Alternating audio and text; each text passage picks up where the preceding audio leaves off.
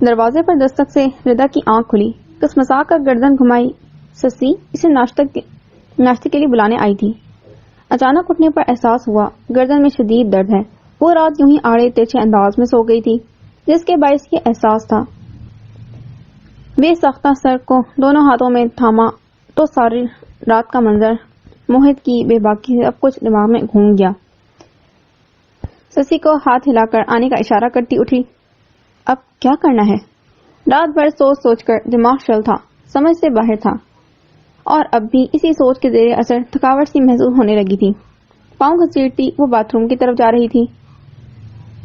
وہ دانتوں پر برش اتنی زور سے گھسا رہی تھی جیسے سارا غصہ دانتوں پر نکال رہی ہو۔ دماغ رات کے سارے منظر پر تپ رہا تھا۔ وہ بھی ردا ملک تھی۔ اتنی جلدی ہار مانا تو اس نے کب سیکھا تھا؟ پانی کو منہ کے اندر ڈالا اور مغمغہ کیا، جبکہ خود کو بغور شیشے میں دیکھ رہی تھی، جہاں پہلی دفعہ ماتھے پر الجھن کی لکیریں رقم تھی۔ ثانیہ نے چھوٹا سا بیگ بیڈ پر رکھا اور الماری کی طرف پلٹی۔ بیڈ پر بیٹھی مناہل اسے ہنوز سپاٹ چہرے کے ساتھ دیکھ رہی تھی۔ کچھ دیر بعد ان کی لاہور کے لیے پرواز تھی۔ رات کو ردا اور موہت کے لیے جہاں زید نے ولیمے کی تقریب رکھی تھی، جس میں ان کو پہنچنا تھا۔ مناہل کی پسند کے کپڑے رکھیں گے سارے، ٹھیک ہے؟ ثانیہ نے کپڑوں کی الماری کی طرف رخ کیے محبت سے پچکارا۔ اگرچہ وہ لوگ صرف ایک دن کے لیے ہی لاہور جا رہے تھے، پر مناہل کے 2-3 جوڑے رکھنے کا وہ سوچ چکی تھی۔ مناہل بتائے گی اس کو کون سا ڈریس پسند ہے۔ ثانیہ نے اس کی الماری میں لٹکے چند فراک ہاتھ میں پکڑ کر مناہل کے سامنے بیڈ پر پھیلا دیے۔ مناہل نے کچھ دیر یوں ہی کپڑوں کو پرشوق نگاہوں سے دیکھا اور پھر ہلکے گلابی رنگ کی فراک پر ننھا سا ہاتھ دھر دیا۔ اوہ واو، پنک کلر، یہ تو میرا بھی فیوریٹ ہے۔ ثانیہ نے ہنستے ہوئے اس کی پسند کو سراہا تو مناہل نے دلچسپی سے ثانیہ کی طرف دیکھا۔ مجھے تو میک اپ بھی کرنا ہے جیسے آپ نے کیا تھا رات۔ مناہل نے معصومیت سے اپنی خواہش ظاہر کی تو ثانیہ بے ساختہ ہنس دی۔ ارے بس اتنی سی خواہش؟ کریں گے ضرور، بلکہ میں کروں گی اپنی گڑیا کا میک اپ۔ ثانیہ نے آگے بڑھ کر اس کے چہرے کو اپنے دونوں ہاتھوں میں لیا تو وہ دوستانہ انداز میں مسکرا دی۔ یہ شادی کے بعد اس کی پہلی مسکراہٹ تھی۔ وہ یوں ہی مناہل کو محبت سے دیکھ رہی تھی جب اچانک بیڈ پر پڑے اس کے محمول پر بجتی رن نے اس کی توجہ اپنی طرف مبذول کی۔ فون پر انجان نمبر جگمگا رہا تھا۔ ہیلو؟ حیرت کے ہلکے سے بل پیشانی پر ڈالتے ہوئے فون اٹھا کر کان سے لگاتے ہی ہیلو کہا۔ ہیلو ثانیہ؟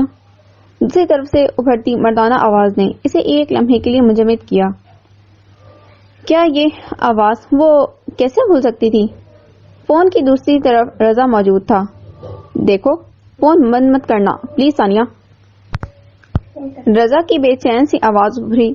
اس کا فون نمبر یقیناً اس نے جویریہ کی مدد سے حاصل کیا ہوگا۔ جویریہ ان دونوں کی مشترکہ کزن اور ان کی محبت کی گواہ رہی تھی شروع سے۔ ثانیہ مجھے معاف کر دو پلیز۔ وہ یوں ہی خاموش تھی جب رضا کی آواز پھر سے ابھری۔ مناہل اب اپنے کپڑوں کو اٹھا کر دیکھ رہی تھی۔ ثانیہ کو ایک دم سے جیسے ہوش آیا۔ جلدی سے مناہل سے دور ہوتی وہ کمرے کی کھڑکی کے پاس گئی۔ دیکھیں رضا، اب یہ معافی تلافی یہ سب کوئی حیثیت نہیں رکھتی۔ میرے لیے پلیز مجھے کال مت کریں۔ ثانیہ نے دانت پیستے ہوئے آہستگی سے جواب دیا۔ ثانیہ ایک منٹ پلیز فون مت رکھنا۔ رضا نے تڑپ کر اسے فون بند کرنے سے منع کیا۔ دیکھو میں جانتا ہوں جس طرح میں تڑپ رہا ہوں تمہارے لیے، تم بھی ایسے ہی خوش نہیں ہو مجھ سے بچھڑ کر۔ رضا کے لہجے میں تڑپ تھی، ویسی ہی تڑپ جو اس سے شادی کرنے سے پہلے ہوا کرتی تھی۔ سانس اٹکنے لگی تھی تو آنکھوں میں جیسے مرچیں سے بھر گئی تھی۔ ایسا کچھ نہیں ہے، آپ کی غلط فہمی ہے یہ، اللہ حافظ۔ ثانیہ نے جلدی سے فون بند کیا۔ وہ تیز تیز سانس اندر باہر انڈیلتی چور سی نظر سے مناہل کی طرف دیکھ رہی تھی جو اس وقت اس کی طرف متوجہ نہیں تھی۔ اچانک پھر سے محمول پر پیغام کی بجتی بیپ پر وہ پدک گئی۔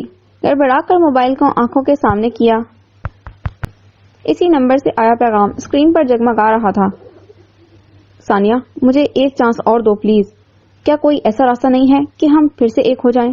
میں نے اس دن تمہاری آنکھوں کی اداسی محسوس کی اور مجھے دیکھنے کے بعد جو حال تمہارے چہرے کا تھا مجھ سے چھپا نہیں تھا۔ ثانیہ نے زرد پڑتے چہرے سے پیغام پڑھا، ہاتھ کانپ گئے تھے۔ تیزی سے فون پر انگلیاں چلاتے ہوئے اس کا نمبر بلاک کیا اور پیغام کو مٹا دیا۔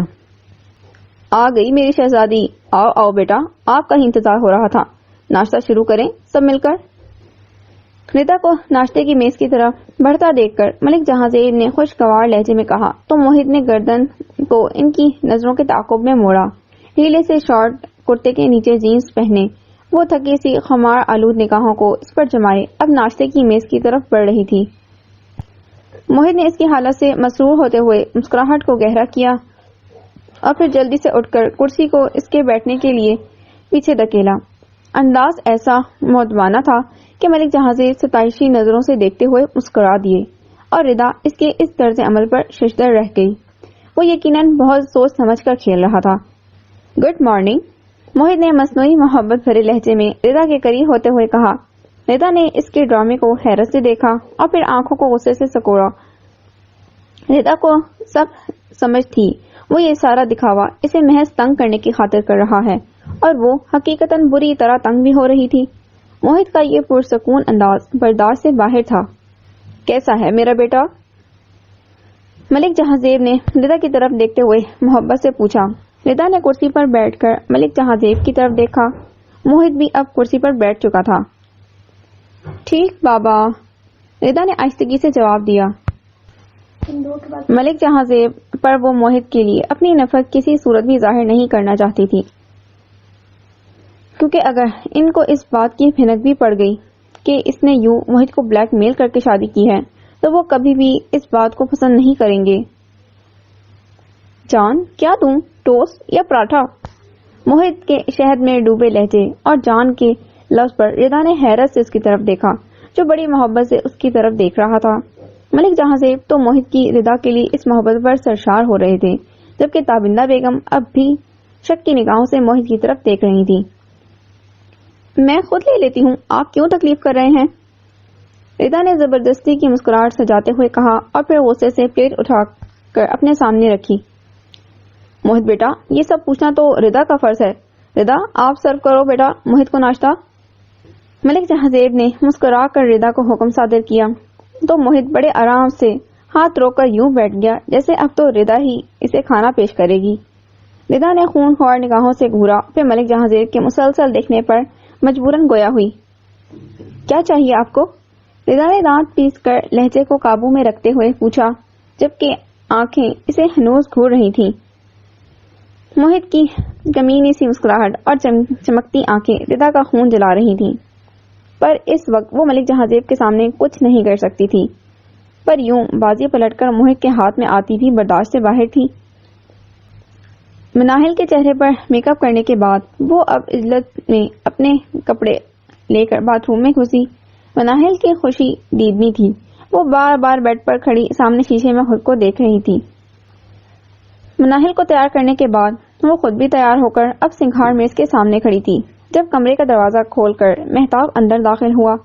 مہتاب کو دیکھتے ہی مناہل چہکتے ہوئے اس کی طرف لپکی۔ بھابی، ثانیہ آنٹی نے مجھے میک اپ کیا ہے، کیسی لگ رہی ہوں میں؟ مناہل ایک جسٹ میں ہی مہتاب کی ٹانگوں کے پاس منہ اٹھائے کھڑی تھی۔ چھوٹی سی بچی کی آنکھوں میں عجیب سی چمک تھی۔ مناہل کے چہرے کو دیکھتے ہی مہتاب کے چہرے پر سے مسکراہٹ ایک دم سے غائب ہوئی اور پیشانی پر ناگوار سے شکن نمودار ہوئے۔ جلدی اس کا چہرہ صاف کریں، جلدی، فوراً۔ مہتاب کا لہجہ انتہائی سخت تھا۔ ثانیہ جو مسکراتے ہوئے مہتاب کی طرف دیکھ رہی تھی اس کے اچانک اس رد عمل پر گھبرا گئی۔ وہ تو بچی ہے، آپ کو تو خیال رکھنا چاہیے، اتنی چھوٹی سی بچی ہے جس کے چہرے پر آپ یوں۔ مہتاب نے غصے میں فکر کو ادھورا چھوڑا۔ پیشانی پر پڑے بل اور لہجے کی ناگواری ثانیہ کو خفت میں مبتلا کر گئی۔ وہ ضد کر رہی تھی تو ثانیہ نے پھیکے سے لہجے میں اپنی صفائی پیش کرنا چاہی۔ اس نے تو مناہل کو بہت ہلکا سا میک اپ کیا تھا، پر اس کی ضد پر وہ اسے تھوڑا گہرا کر گئی تھی۔ منہ دھوئیں اس کا پلیز۔ مہتاب نے اس کی بات مکمل ہونے سے پہلے ہی کاٹ کر ناگواری سے کہا۔ ثانیہ نے شرمندگی سے آگے بڑھ کر مناہل کو گود میں اٹھایا اور تیزی سے باتھ روم کی طرف بڑھ گئی. مہتاب کا اچانک ایسا رویہ دل دکھا گیا. آنکھوں میں موٹے موٹے آنسو تیرنے لگے. پورا چاند آسمان میں جگمگا رہا تھا اور ملک ہاؤس کے بسیط لان میں چمچماتی خوبصورت سجاوٹ کے ساتھ رنگینوں اور مہکوں کا سیلاب تھا کہ ردا کے تمام اہم پوسٹ پر موجود ملازمین ملک جہاں زیب کے بلاوے پر ولیمے کی تقریب میں آئے تھے. خاص طور پر ردا کا ایم ڈی جن کی موجودگی میں کچھ دیر پہلے ہی ملک جہاں زیب نے موہت کو گوشت گزار کیا تھا. جہاں اس خبر پر لوگوں کی آنکھوں میں رشک حسد جیسے تاثرات تھے، وہاں سیاہ سوٹ میں ملبوس ایم ڈی صاحب بے حد سنجیدہ چہرے کے ساتھ سرمد کے پاس کھڑے تھے اور سرمد کی چمکتی آنکھوں میں اس کے لیے بے پناہ محبت اور رشک تھا.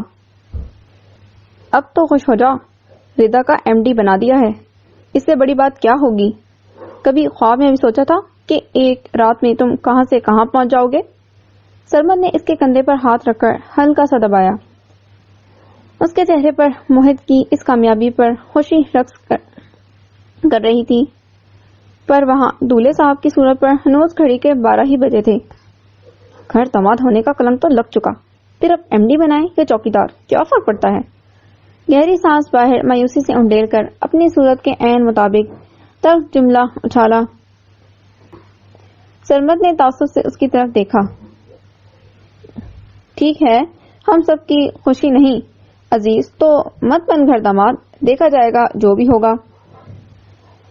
ثانیہ گھر آ جائے گی، میری نوکری ختم ہو جائے گی، پر خیر ہے، تو خوش ہوگا نا میرے بھائی. سرمد بھی آخر کو اسی کا بھائی تھا. دانتوں کو آپس میں پیوست کیے دوگنی ترکی سے تنزیہ جملہ ادا کیا تو وہ دل محسوس کر رہ گیا. بھائی، موہت نے اس ایموشنل اٹیک پر بیزاریت سے دیکھا. اپنی یہ انا اپنے پاس رکھ، سمجھا؟ خدا اگر نواز رہا ہے نا تو یہ بے قدری مت کر، خدا کا واسطہ ہے، قسمت بار بار مہربان نہیں ہوتی. سرمد نے ناک پھلا کر انگلی اٹھائے ہوئے تنبیہ کی اور وہاں سے بدمزہ سی صورت بنائے ایک طرف چل دیا. ردا کچھ دوری پر موجود اسٹیج پر بہت سی لڑکیوں اور لڑکوں میں گھری بیٹھی تھی جو بار بار موہت کی طرف دیکھ رہے تھے. سب امیر ماں باپ کی اولاد تھے، جدید بے ہنگم لباسوں میں ملبوس، اور ردا بھی ہلکے سے پیازی رنگ کی آستینوں کی بنا میکسی نما فراک میں بڑی جدید طرز سے تیار ہوئی ان سب کے بیچ بیٹھی کہکے لگاتی اس کا خون جلا رہی تھی. ایم ڈی، صرف نام کا ایم ڈی، جتنی ڈومیننٹ پرسنالٹی کی وہ مہرانی ہے. مجھے اگر مالک بھی بنا کر پیش کریں تو رہوں گا میں وہی ہی. سوچیں دماغ کو اور غصہ دلا رہی تھی. نہیں، یہ عہدہ صرف نام کا نہیں رہنا چاہیے، بلکہ کنپٹی کی رگیں نئے عزائم سے ابھر گئیں. تھوک نگلنے کے انداز میں اپنی صورت کا تاثر تبدیل کیا اور کچھ دوری پر کھڑے آفس کے لوگوں کی طرف چل دیا. جو بھی ہے، بندہ کول ہے، کیوں ارحم؟ ردا کے ارد گرد جمگھٹا بنائے بیٹھی لڑکیوں میں سے ایک نے ستائشی جملہ اچھالا. سب کی نظریں سامنے کھڑے موہت کی طرف گھوم گئیں. کول بھی ہے اور اکڑو بھی، دلچسپ آدمی ہے، کیوں ردا؟ ارحم نے لڑکی کی بات کی تائید کرتے ہوئے ردا کی طرف سوالیہ نظروں سے دیکھا. ردا نے ایک جھٹکے سے بالوں کو پیچھے کیا، آنکھوں کو سکوڑ کر نگاہیں موہت پر مرکوز کی. اس کی یہی اکڑ تو برداشت نہیں. مجھے یہ سمجھ نہیں آتا اس کو آخر بھرم کس بات کا ہے. اگر صرف اپنی شکل و صورت کا ہے تو اتنا بھی ہینڈسم نہیں کہ یوں مجھے ردا ملک کو نیچا دکھائے. ردا کے لہجے میں تکبر تھا اور آنکھوں میں بدلے کی آگ چمچما رہی تھی. اف باپ رے، اچھا یہ شرط تو پوری ہوئی کہ تم اس کو گھر لاؤ گی، اب آگے کیا پلان ہے؟ انکل نے تو اسے پکڑ کر ایم ڈی بنا دیا. ارحم نے مزے سے آنکھیں نچاتے ہوئے سوال کیا تو سب اس سوال کے جواب کو جاننے کے لیے اب ردا پر نگاہیں جما کر بیٹھے تھے. ایم ڈی نام کا ہے صرف، ڈونٹ وری. آگے کیا کرنا ہے وہ تو میں نے بھی نہیں سوچا ابھی تک.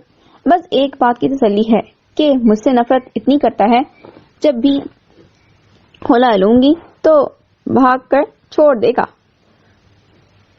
پر اس سے پہلے اس کی یہ اکڑ ختم کرنی ہے اور اس کو بتانا ہے کہ میں کسی احساس کمتری کا شکار ہرگز نہیں ہوں۔ میں پر اعتماد لڑکی، مجھے میرے فکر پر کوئی شرمندگی نہیں۔ ردا نے دانت پیستے ہوئے کہا تو اس کے ساتھ بیٹھے لڑکے اور لڑکیاں اس سب کو ایک کھیل سمجھ کر گردنیں ہلانے لگے۔ ان امیر زادوں کے لیے شادی، طلاق، یہ سب باتیں کوئی اہمیت نہیں رکھتی تھیں۔ ان سب کے لیے تو یہ محض ایک کھیل تھا جن میں ان کی امیر کبیر دوست ایک غریب لڑکے کی اکڑ اور تکبر پاش پاش کرنے میں لگی تھی۔ اچھا اب کھانا لگواؤ میرے لیے۔ ردا نے اچانک سر جھٹک کر ساتھ بیٹھی لڑکی کو حکم صادر کیا۔ شرم کرو، ابھی تو کسی نے نہیں شروع کیا، دلہن ہو تم۔ ارم نے کہکا لگا کر کہا، ہاں تو میری شادی ہے، کھانا بھی سب سے پہلے مجھے ملنا چاہیے۔ ردا نے کہکا لگایا تو اس کے ارد گرد بیٹھے سب کہکے میں بھرپور طریقے سے اس کا ساتھ دے گئے۔ وہ ان سب سے رات ہونے والی تذلیل اور ہار کو چھپا گئی تھی، پر وہ خود جانتی تھی کہ وہ سب اسے اندر سے بری طرح پریشان کیے ہوئے تھا۔ محیط سے وہ اس طرح کا کوئی تعلق قائم کرنے کا سوچ بھی نہیں سکتی تھی، پھر چاہے وہ زبردستی ہی کیوں نہ ہو، اسے اس سب سے ہر صورت میں بچنا تھا۔ عدنان بتا رہا تھا پنگا ونگا لیا اس نے ردا ملک سے، اسی کی برداشت میں آج یہ سب ہے۔ منیر نے گلاس میں موجود کولڈ ڈرنک کا سپ لیا اور ساتھ کھڑے سیف کے ساتھ سرگوشی کی۔ ناک کر یار، میں بھی تو یہی سوچے جا رہا ہوں تب سے کہ یہ تو ردا ملک کے سے اتنی خار کھاتا تھا اور اب بڑے آرام سے اور شان سے گھوم رہا ہے۔ سیف کی حیرت دیدنی تھی۔ حیرت زدہ سی نظروں سے کچھ دور کھڑے موہت کو دیکھا جو ہمیشہ ناک چڑھا کر ردا ملک کی برائی کرتے ہی نظر آتا تھا۔ عدنان صحیح بات تو نہیں بتا، پر سنا یہی ہے۔ بینڈ بجا دی ردا ملک نے اس کی، اور پھر بڑی تیز لڑکی ہے بھائی، گھر داماد بنا کر لے آئی اس اکڑو کو۔ منیر نے ایک آنکھ کے کونے کو معنی خیز انداز میں بند کیا اور سیف کے کندھے کے قریب سر جھکا کر سرگوشی کی۔ تو اس میں کیا ہے، اتنی دولت مند بیوی کے لیے کوئی بھی بن جائے گا گھر داماد، ہلکی سی موٹی ہے تو کیا ہوا، خوبصورت تو ہے۔ سیف نے کندھے اچکائے، لبوں کو باہر نکال کر اس بات میں کوئی حیرت نہ ظاہر کرتے ہوئے ایسے کہا جیسے ردا ملک اگر اسے یہ پیشکش کرتی تو آج وہ بھی محیط عالمگیر کی جگہ ہوتا۔ نہیں جی، کوئی بھی نہیں، صرف وہ۔ محیط عالمگیر کو غور سے دیکھ کر ردا ملک کوئی پاگل نہیں ہے جو کسی عام لڑکے کو بھی گرداماد بنا لیتی۔ منیر نے اس کی بات کی تردید کی اور کچھ دور کھڑے عدنان سے گفتگو کرتے محیط کی طرف توجہ دلائی۔ سیف نے بغور اسے دیکھا جو یہاں موجود اپنی عمر کے تمام لڑکوں میں نمایاں تھا۔ لمبا قد، ہلکی سی اونچیں، ہلکی سی بڑھتی ہوئی شیب، گھنی پلکوں والی ذہین آنکھیں اور ان پر ٹکا چشمہ جو اس کے چہرے کے وقار کو چار چاند لگا رہا تھا۔ منیر 100% درست تھا۔ محیط عالمگیر کی شخصیت غیر معمولی تھی۔ محیط کو دیکھ کر کوئی بھی یہ سمجھ سکتا تھا کہ ردا ملک جیسی سر چڑھی دولت مند لڑکی اس کے عشق میں گرفتار ہوئی ہے۔ ارے دولت اچھے اچھوں کو گھٹنے ٹیکنے پر مجبور کر دیتی ہے، ساری نفرت بھلا کر قبول کر لی ہوگی غلامی اس کی۔ سیف نے حسرت سے جلتے ہوئے پھر سے طنزیہ جملہ اچھالا تو منیر بھی اس بات میں سر ہلا گیا، اور اس تقریب میں موجود یہ ساری باتیں ہر دوسرے ذہی روح کی زبان پر تھیں، اور کئی سرگوشیاں تو چلتے پھرتے اس کے کانوں میں بھی پڑ گئی تھیں۔ ہوتی بھی کیوں نہ، وہ جس معاشرے سے تعلق رکھتا تھا وہاں گھر داماد ہونا ایک گالی ہی تو سمجھا جاتا تھا۔ ارے بھائی، گردن اکڑا کر کسی کی بیٹی گھر لائی جائے تو سب واہ واہ کرتے ہیں، پر کسی کا بیٹا کسی گھر میں ان کی اکلوتی بیٹی ہونے کی وجہ سے شادی کے بعد کسی بھی سوچ کے پیش نظر رہنے لگے تو لوگوں کو اس کا یہ رہنا معیوب لگنے لگتا ہے۔ لان کی سبز گھاس پر آہستہ آہستہ چلتی ثانیہ الیزا اور تانیہ سے علیحدہ ہو کر اب مناہل کو تلاش کر رہی تھی۔ تقریب اب تقریباً اختتام پر تھی۔ بہت سے لوگ جا چکے تھے، بس کچھ قریبی رشتے دار موجود تھے۔ نتیہ لب کو دانتوں میں دبائے متلاشی نظریں پورے لان میں گھماتی وہ اپنے عقب سے آتی نسوانی بازگشت پر پلٹی۔ I think you are Mrs. Mahtab.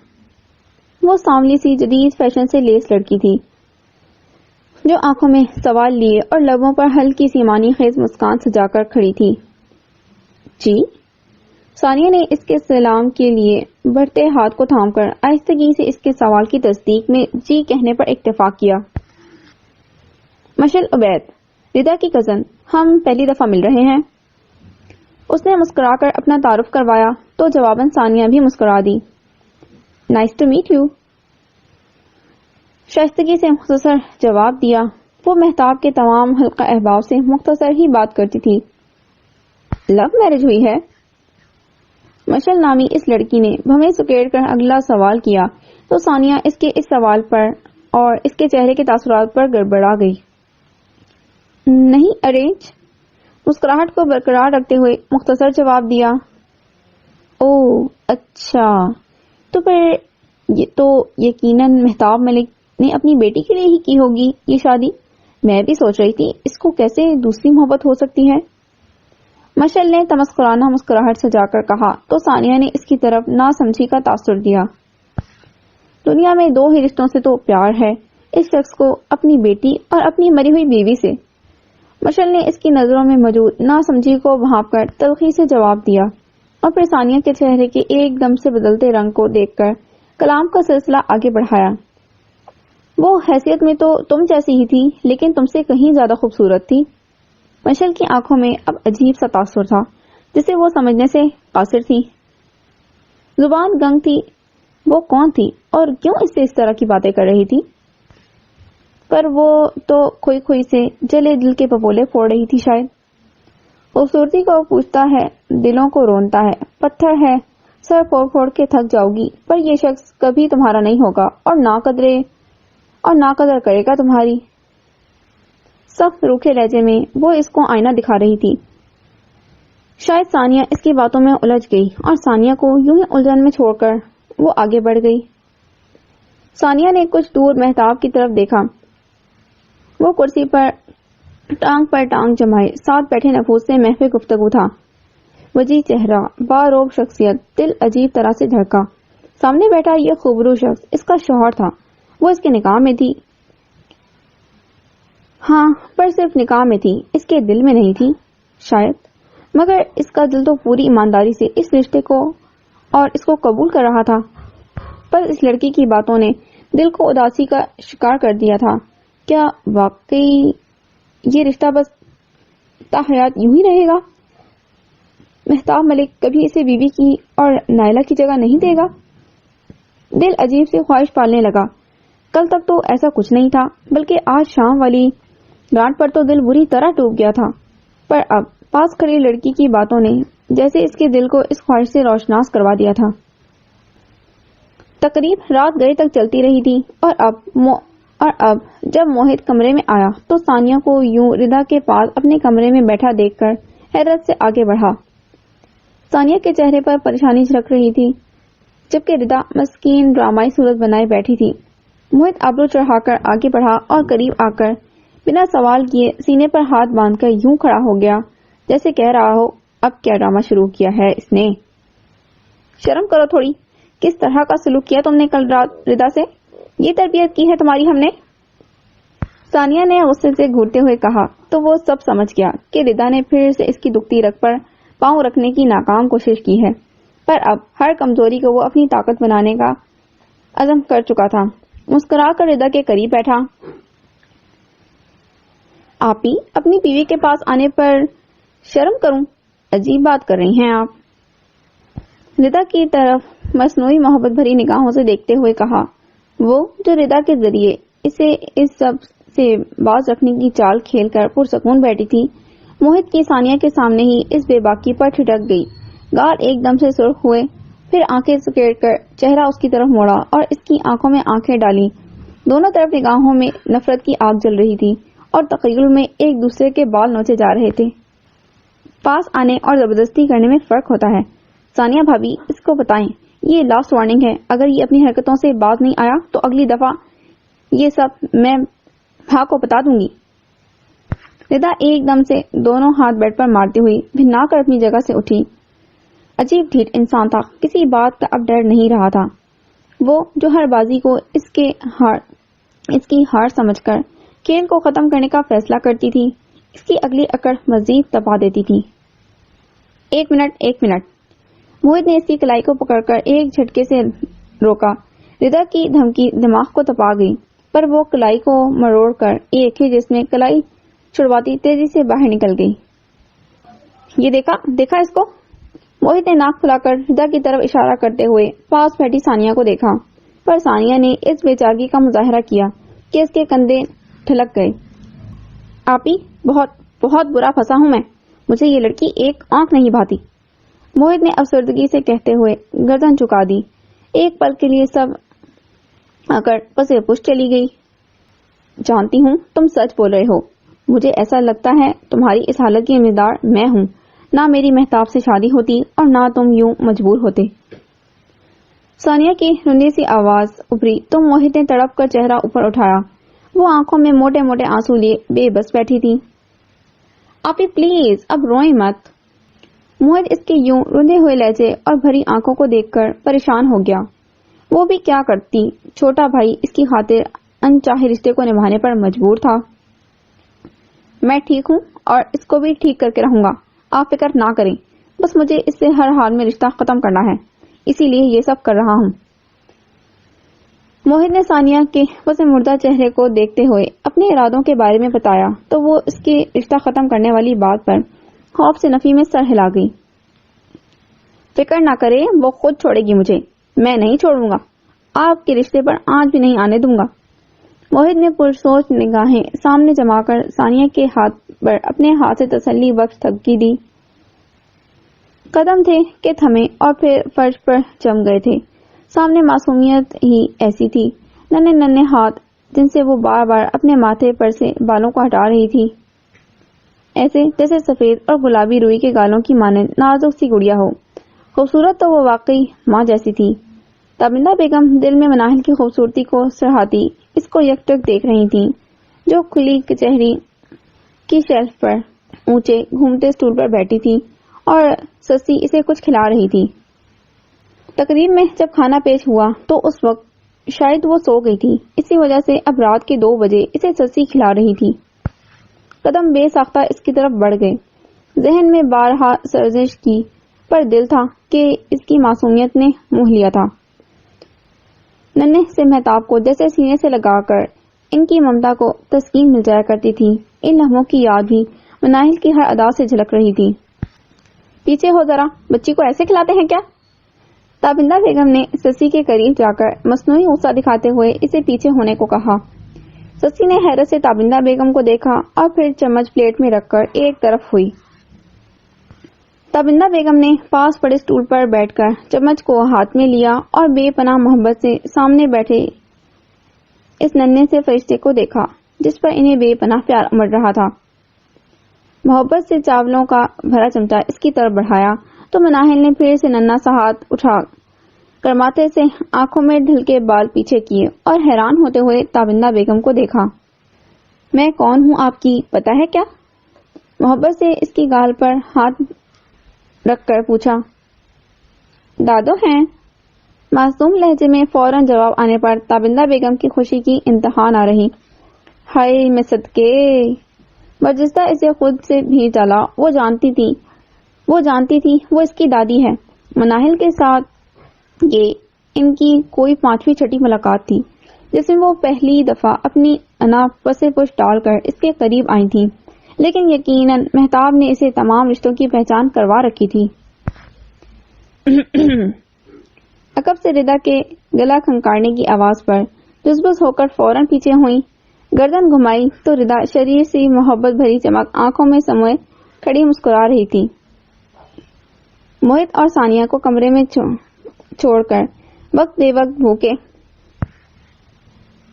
دورے کے باعث وہ کچھ کھانے کی غرض سے کچن میں آئی تھی، جہاں سامنے کے منظر نے خوش کن حیرت میں مبتلا کر دیا تھا۔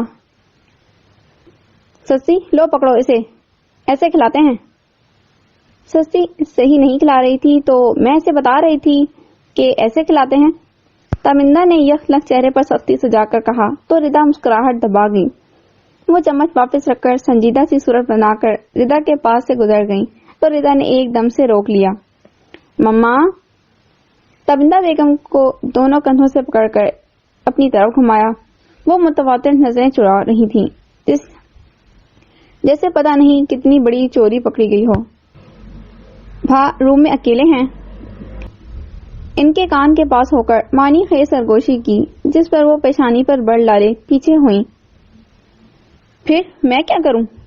نخوت سے ناک چڑھائی ردا مسکرا کر پیچھے ہوئی اور پھر مناہل کی طرف بڑھ گئی۔ او پپو کی ڈال کیا کھا رہی ہے؟ دانتوں کو محبت سے جوڑے وہ مناہل کے اب گال کھینچ رہی تھی۔ تابندہ بیگم نے سر جھٹک کر قدم اپنے کمرے کی طرف بڑھا دیے۔ قدم مہتاب کے کمرے کی جلتی روشنی کو دیکھ کر تھمے، ہاتھ ہوا میں ملک ہوا، پر پھر دھیرے دھیرے دروازے پر دستک دینے کے انداز میں کھلی انگلیاں ایک کے بعد دوسری نیچے کو گرتی گئیں اور پھر پورا ہاتھ نیچے ہوا۔ وہ تیز تیز قدم اٹھاتی آگے بڑھ گئی۔ انا آڑے آ رہی تھی۔ تابندہ جہاں زیب، جو خاندان بھر میں اپنی اکڑ اور اپنی ضد پر مشہور تھیں، کیسے جھک جاتی اس بیٹے کے آگے جسے 6 سال پہلے وہ اپنی ہر محبت سے برخاست کر چکی تھی۔ ثانیہ کمرے میں داخل ہوئی تو مناہل مہتاب کے سینے پر سر رکھے لیٹی ہوئی تھی اور وہ اس کے بالوں میں ہاتھ پھیر رہا تھا۔ وہ موہت سے باتوں میں اتنی مگن ہوئی کہ 3 بجے موہت کی بند ہوتی آنکھوں کے باعث اس کے کمرے سے اٹھ کر ملک ہاؤس کے اس کمرے میں آئی جہاں اسے اور مہتاب کو ٹھہرایا گیا تھا۔ کمرے میں داخل ہوتے ہی مہتاب کو مناہل کے ساتھ یوں دیکھ کر شام کا سارا منظر آنکھوں کے سامنے ناچنے لگا۔ مہتاب کی خود پر جمی نگاہوں کو یکسر نظر انداز کرتی وہ واش روم کی طرف بڑھ گئی۔ مشل نامی لڑکی کی بات سچ تھی، یہ شخص صرف اپنی بیٹی سے ہی محبت کرتا ہے۔ گہری سانس خارج کرتے ہوئے پانی کے چھینٹے منہ پر مارے۔ مناہل کے بالوں میں دھیرے سے ہاتھ پھیرتے ہوئے مہتاب نے واش روم کے بند دروازے کی طرف دیکھا۔ ثانیہ کے یوں بے رخی دکھا کر جانا محسوس ہوا تھا۔ بابی، آنٹی رو رہی تھیں اس وقت جب آپ نے ان کو ڈانٹا تھا؟ مناہل کی آواز پر مہتاب، جو واش روم کے بند دروازے کو دیکھ رہا تھا، چونک کر نیچے دیکھا۔ مناہل اس کے سینے پر سر رکھے دونوں آنکھوں کی بتلیاں اوپر اٹھائے اسے ثانیہ کے رونے کا بتا رہی تھی۔ ثانیہ جب مناہل کا منہ دھلانے کی غرض سے اسے واش روم لے کر گئی تو گالوں تک لڑکتے آنسو مناہل سے پوشیدہ نہ رہ سکے۔ مناہل کی بات سن کر مہتاب کو ایک دم سے اپنے ترش رویے کا احساس ہوا اور ثانیہ کے رونے کا سن کر دل ایک دم سے ٹوٹ گیا۔ ثانیہ باہر نکل کر اب سنگھار میز کے سامنے کھڑی زیور اتار رہی تھی۔ مہتاب نے نگاہیں جھکا کر نیچے گود میں دیکھا تو مناہل سو گئی تھی۔ دھیرے سے اسے اپنے گھٹنے پر سے اٹھایا اور تکیے پر لٹا دیا۔ ثانیہ نے سنگھار میز کے آئینے میں کنکیوں سے مہتاب کو دیکھا۔ سفید رنگت کے کرتا شلوار میں ملبوس وہ آج بہت مختلف لگ رہا تھا۔ ثانیہ آہستگی سے چل کر بیڈ کے پاس آئی اور تکیہ اٹھا کر بیڈ سے کچھ دور لگے صوفے کی طرف قدم بڑھا دیے۔ ثانیہ، آپ صوفے پر کیوں جا رہی ہیں؟ مہتاب کی حیران کن بات گرج پر اس کے قدم رکے۔ وہ میں نے سوچا آپ اور مناہل بیڈ پر سو جائیں، میں صوفے پر سو جاتی ہوں، بنا پلٹے سنجیدگی سے جواب دیا۔ مہتاب جلدی سے بیڈ پر سے اٹھ کر اس کے قریب آیا۔ نہیں، آپ مناہل کے ساتھ بیڈ پر سوئیں گی، صوفے پر میں سو جاتا ہوں، نرمی سے حکم صادر کیا اور ثانیہ کے بالکل سامنے آ کر اس کے ہاتھ سے تکیہ لے لیا۔ آپ بے آرام ہوں گے، مجھے عادت ہے، میں سو جاؤں گی صوفے پر۔ ثانیہ نے ہنوز سنجیدگی سے جواب دیا اور بڑی ہمت دکھاتے ہوئے تکیہ پھر سے مہتاب کے ہاتھ سے پکڑنے کے لیے ہاتھ آگے بڑھایا۔ مہتاب نے تکیہ دینے کے بجائے ہاتھ کو تھاما تو وہ گڑبڑا سی گئی، ساری ہمت زمین بوس ہو گئی۔ ثانیہ، آئی ایم ریئلی سوری، میں آج مناہل کے میک اپ کی بات پر آپ سے بہت زیادہ ہارش ہو گیا تھا۔ ہاتھ پر نرم سی گرفت رکھتے ہوئے معذرت خواہ لہجہ اپنایا۔ ثانیہ کی بلکہ گالوں پر لرز گئی۔ اس کا یہ انداز مہتاب کا دل گدگدا گیا۔ وہ اس لمحے دنیا کی حسین ترین لڑکی لگ رہی تھی۔ کوئی بات نہیں، مجھے بھی خیال کرنا چاہیے تھا۔ بچے ضد کرتے ہیں تو اس کا مطلب یہ تو نہیں کہ ان کی ہر ضد مان لی جائے، پر اس وقت مجھے مناہل کے قریب آنا زیادہ امپورٹنٹ لگا۔ ثانیہ نے خفت سے لہجے میں معذرت کو قبول کیا۔ Thank you. ثانیہ کا ہاتھ ہنوز مہتاب کے ہاتھ میں تھا، جس پر تھینک یو کہتے ہوئے گرفت ہلکی سی مضبوط ہوئی۔ آپ روئی بھی تھیں ثانیہ؟ آہستگی سے پریشان سے لہجے میں سوال کیا۔ ثانیہ نے حیرت سے جھکی نگاہیں اٹھائیں۔ ان کو میرے رونے کا کیسے پتا چلا؟ مجھے بہت برا لگا، میری وجہ سے آپ کا دل دکھا۔ مہتاب کے لہجے میں ندامت عیاں تھی۔ ثانیہ کو اپنے سامنے کھڑا یہ باروب سا شخص بہت اچھا لگا۔ وہ آپ اس وقت اتنا زیادہ غصے میں تھے، مجھے لگا میں نے کوئی بہت بڑی غلطی کر دی ہے۔ ثانیہ نے ایک بھرپور نظر ڈال کر نظریں چراتے ہوئے جواب دیا۔ ریئلی سوری، بس غصہ کبھی کبھی آتا ہے، پر ایسا آتا ہے کہ پتہ نہیں چلتا پھر کچھ۔ مہتاب نے ندامت بھرے لہجے میں پھر سے معافی مانگی، پر اس کے غصے کی بات پر ثانیہ کے ذہن میں یک لحظہ کا غصہ گھوم گیا، چہرے پر ایک دم سے خوف کا سایہ لہرا گیا۔ اسی لیے غصے کو حرام کہا گیا ہے، اور مجھے اس طرح کے غصے سے خوف آتا ہے۔ ٹرانس میں مہتاب کے ہاتھ سے اپنا ہاتھ چھڑواتی وہ اپنے دل کی بات اور خوف کو ظاہر کر گئی۔ چہرے پر ایک دم سے سختی کا تاثر بن گیا۔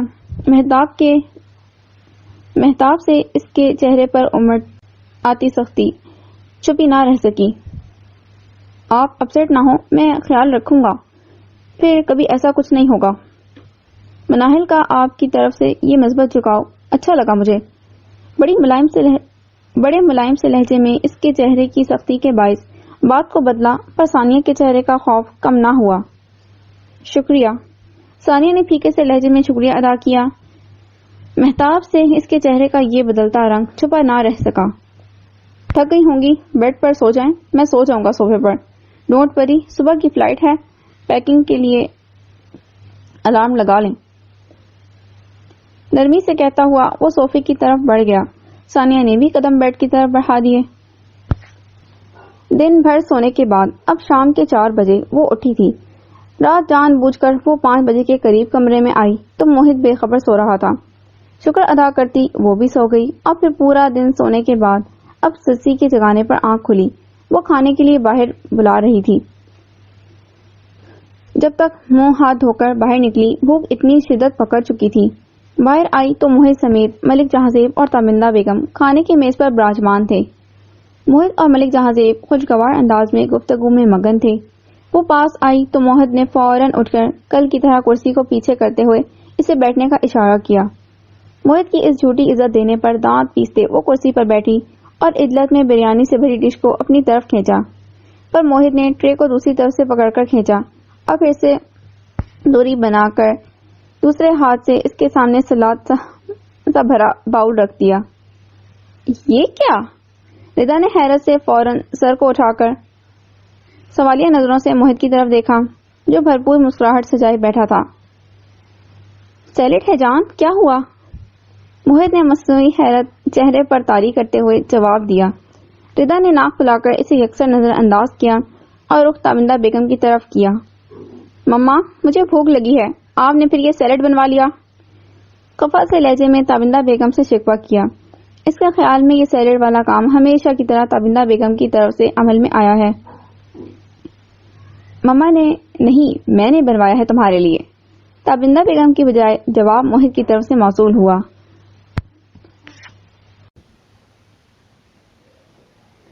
تابندہ بیگم کی بجائے جواب موہت کی طرف سے موصول ہوا تو ردا نے آنکھیں سکوڑ کر موہت کو دیکھا۔ جان، بھول گئی؟ ابھی رات کو ہی تو پرومس کیا ہے کہ ڈائٹ شروع کرو گی تم۔ موہت نے اس کے غصے سے لاپرواہی برتتے ہوئے مصنوعی لاڈ دکھایا۔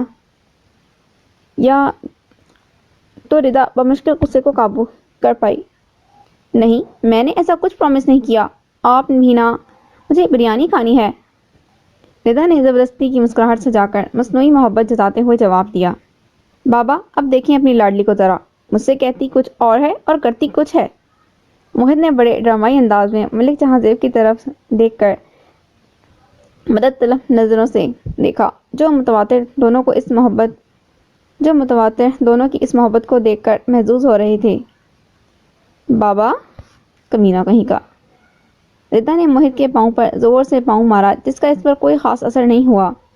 بیبی، میں نے بہت اسپیشل سیلیڈ بنوایا ہے، اور سن لو کان کھول کر، اب سے تمہارا ڈائٹ چارٹ میں فالو کرواؤں گا۔ موہت نے پیشانی پر بل ڈال کر محبت بھرے لہجے میں اسے ڈپٹا، اور تابندہ بیگم پہلی دفعہ موہت سے متاثر ہوئیں۔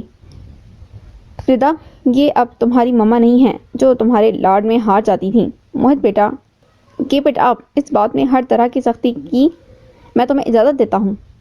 ملک جہاں زیب نے کہکا لگاتے ہوئے موہت کا ساتھ دیا تو ردا کا منہ حیرت سے کھل گیا۔ مجھے کچھ نہیں کھانا۔ ایک جھٹکے سے وہ کرسی پر سے اٹھی اور کمرے کی طرف بڑھ گئی۔ یہ تو اور بھی اچھی بات ہے۔ موہت کے پیچھے سے آتی ہانک پر اس کا خون تک جل گیا۔ رات کا کھانا کھایا ہوا تھا اور اب بھوک سے برا حال تھا۔ کوئی اچھی بات نہیں۔ کمرے میں جائے گی، فون گھما کر برگر پیزا آرڈر کر لے گی۔ تابندہ بیگم نے سر کو ہوا میں مارتے ہوئے تعصب بھرے لہجے میں اس کے رد عمل سے آگاہی دی۔ ممی جی ڈونٹ وری، اب سے کھائے گی سیلیڈ ہی۔ موہت نے مسکراتے ہوئے تابندہ بیگم سے کہا تو وہ موہت کو بے یقینی سے دیکھ کر مسکرا دیں، ایسے جیسے کہ دیکھ لو تم بھی ٹرائی کر کے۔ کمرے میں آ کر فوراً پیزے کا آرڈر دیا اور ٹی وی آن کر کے بیٹھ گئی۔ وہ یوں ہی بار بار گھڑی پر دیکھ رہی تھی۔ اگر آج بھوک لگی تھی تو وقت بھی ظلم ڈھا رہا تھا۔ موہت کمرے میں داخل ہوا تو سامنے بیڈ پر گود میں کشن دھر کر نڈھال سے انداز میں بیٹھی ردا کو دیکھ کر مسکراہٹ دبا گیا۔ ہائے، تمہاری یہ بس مردہ سی صورت سکون دیتی ہے میری روح کو۔ موہت نے دل پر بے ساختہ ہاتھ رکھ کر سوچا۔ وہ اب فون کان کو لگائے پیشانی پر بل ڈالے بیٹھی تھی، اور فون کی دوسری طرف موجود نفس کے کچھ کہنے پر وہ اچھل کر کھڑی ہوئی۔ کیا مطلب؟ کس نے ریسیو کیا؟ آپ کم از کم مجھ سے کنفرم تو کرتے کال پر۔ ردا تیزی سے کمرے کے دروازے کی طرف بڑھی۔ اس کا پیزا 15 منٹ پہلے ہی ریسیو ہو چکا تھا۔ کوئی فائدہ نہیں، واپس آ جاؤ۔ نیلم، سسی اور حمید تمہارے پیزے کے ساتھ پارٹی منا چکے ہیں۔ موہت نے انگڑائی لیتے ہوئے مزے سے جواب دیا۔ وہ باہر گیٹ پر ہی کھڑا تھا جب ڈلیوری بوائے آیا۔ اس نے جو فون کرنے سے روکتے ہوئے پیزا اس کے ہاتھ سے لیا تھا، موہت کی بات پر اس کے قدم تھمے اور پھر وہ دندناتی ہوئی آگے بڑھی، ایک دم سے موہت کے گریبان پر جھپٹی تو دونوں کلائیاں اس کے مضبوط ہاتھوں کی گرفت میں آ گئیں۔ ویسے حیرت ہوتی ہے ڈارلنگ، 3 بندوں کا کھانا تم نے اکیلے کھانا تھا۔ مسکراہٹ دبا کر تمسخرانہ جملہ اچھالا۔ Shut up! ردا نے اپنے دونوں ہاتھوں کو جھٹکے سے چھڑوانے کی کوشش کی۔ You shut up! موہت نے ترکی بترکی جواب دیتے ہوئے اس کی مزاحمت کو ناکام بنا دیا۔ تم یہ سب نہیں کر سکتے میرے ساتھ، ردا نے چیخ کر کہا، اور غصے سے اسے مارنے کے لیے ٹانگ گھمائی تو موہت نے ایک جھٹکے سے اس کے بازو چھوڑے۔ ردا نے خونخوار نگاہ اس پر ڈالی اور بیڈ کی سائڈ میز پر رکھی کار کی چابی اٹھائی۔ ابھی سیدھی ہوئی تھی کہ موہت نے اس کے ہاتھ سے چابی کو کھینچ لیا۔ چابی دو، کیا بدتمیزی ہے! ردا نے چیخ کر کہا۔ وہ بہت زیادہ تنگ کر رہا تھا اور بھوک اور غصے سے ردا کا برا حال تھا۔ بیبی، کار ڈرائیو کر کے جاؤ گی خود؟ نو نو، ابھی بابا کو بتاؤں میں؟ موہت نے مصنوعی پھچکارتے ہوئے کہا۔ ردا جو غصے سے اس پر وار کرنے کو آگے بڑھی تو موہت نے ہر وار کا فوری رد عمل ظاہر کرتے ہوئے اسے گھما کر اس کے دونوں بازو پیچھے موڑ دیے، جھٹکا دے کر اپنے ساتھ لگایا اور گال اس کے گال کے ساتھ جوڑ دیا جو مسلسل دانتوں کو پیستے ہوئے مزاحمت کر رہی تھی۔ بازو مڑنے کی وجہ سے تکلیف کے آثار بھی چہرے پر موجود تھے۔ مائی ڈیئر سویٹ ہارٹ، یہ اپنی اکڑ سنبھال کر رکھو، آخر کو ہوں تو مرزاد، بہک بھی سکتا ہوں، ویسے اب تک بہت سی کیلوریز برن ہو چکی ہوں گی، تو جاؤ جو کھانا ہے کھا لو۔ ردا کے کان کے قریب خمار آلود لہجے میں کہا تو وہ اس کے اس انداز پر اور آواز کے بھاری پن کے باعث بتکی۔ موہت نے ایک دم سے چھوڑا تو وہ لڑکھڑا گئی، پھر وہاں رکی نہیں، غصے سے تیز تیز قدم اٹھاتی باہر نکل گئی۔ موہت کی یہ بے باکی اس کو اندر سے ہلا دیتی تھی۔ سر چہرہ لیے کچن میں آئی تو سسی برتن دھونے میں مصروف تھی۔ کھانا لگاؤ میرے لیے، غصے میں حکم صادر کیا۔ بی بی، وہ موہت صاحب نے، سسی نے جھجکتے ہوئے بات شروع کی۔ بکواس بند کرو، جو کہا وہ کرو، لگاؤ کھانا میرے لیے۔ ردا نے چیخ کر اس کی بات کاٹی تو کانپ کر فوراً آگے بڑھی۔ مہتاب لان میں آیا تو ثانیہ اور مناہل کو کھیلتا دیکھ کر بے ساختہ مسکراہٹ لبوں پر امڑ آئی۔ آفس سے واپس آ کر وہ سو گیا تھا اور اب اٹھ کر باہر آیا تھا، جہاں ثانیہ آنکھوں میں پٹی باندھے مناہل کو پکڑنے کی کوشش کر رہی تھی اور وہ بچ رہی تھی۔ مہتاب یوں ہی مسکراتا ہوا ثانیہ کے عقب میں آیا تو ثانیہ نے مناہل سمجھ کر فوراً رخ موڑا اور پوری طرح مہتاب سے ٹکرا گئی۔ جلدی سے پٹی کو آنکھوں سے اتارا مہتاب کی مسکراتی محبت سے بھری نظروں سے گڑبڑا کر نگاہیں جھکا لی۔ سوری، آہستگی سے شرمندہ لہجے میں معذرت کی۔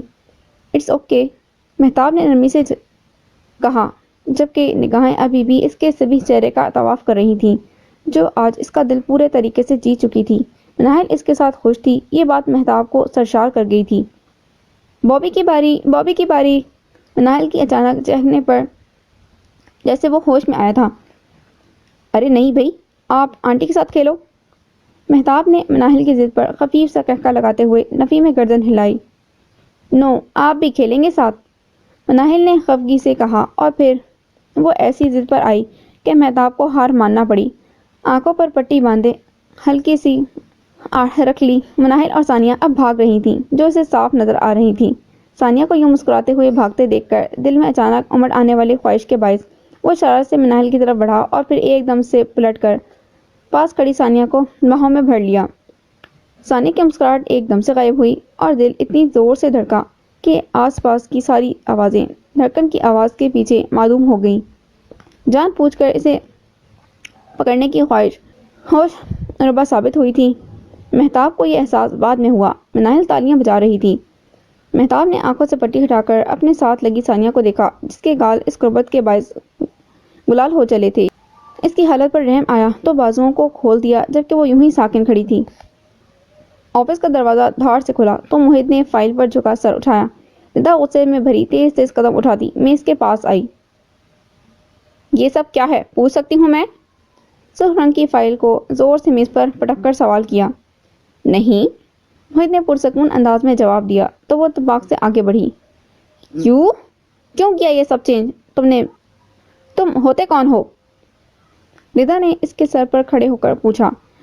موہت کے اس عمل نے اس کا دماغ گھما دیا تھا۔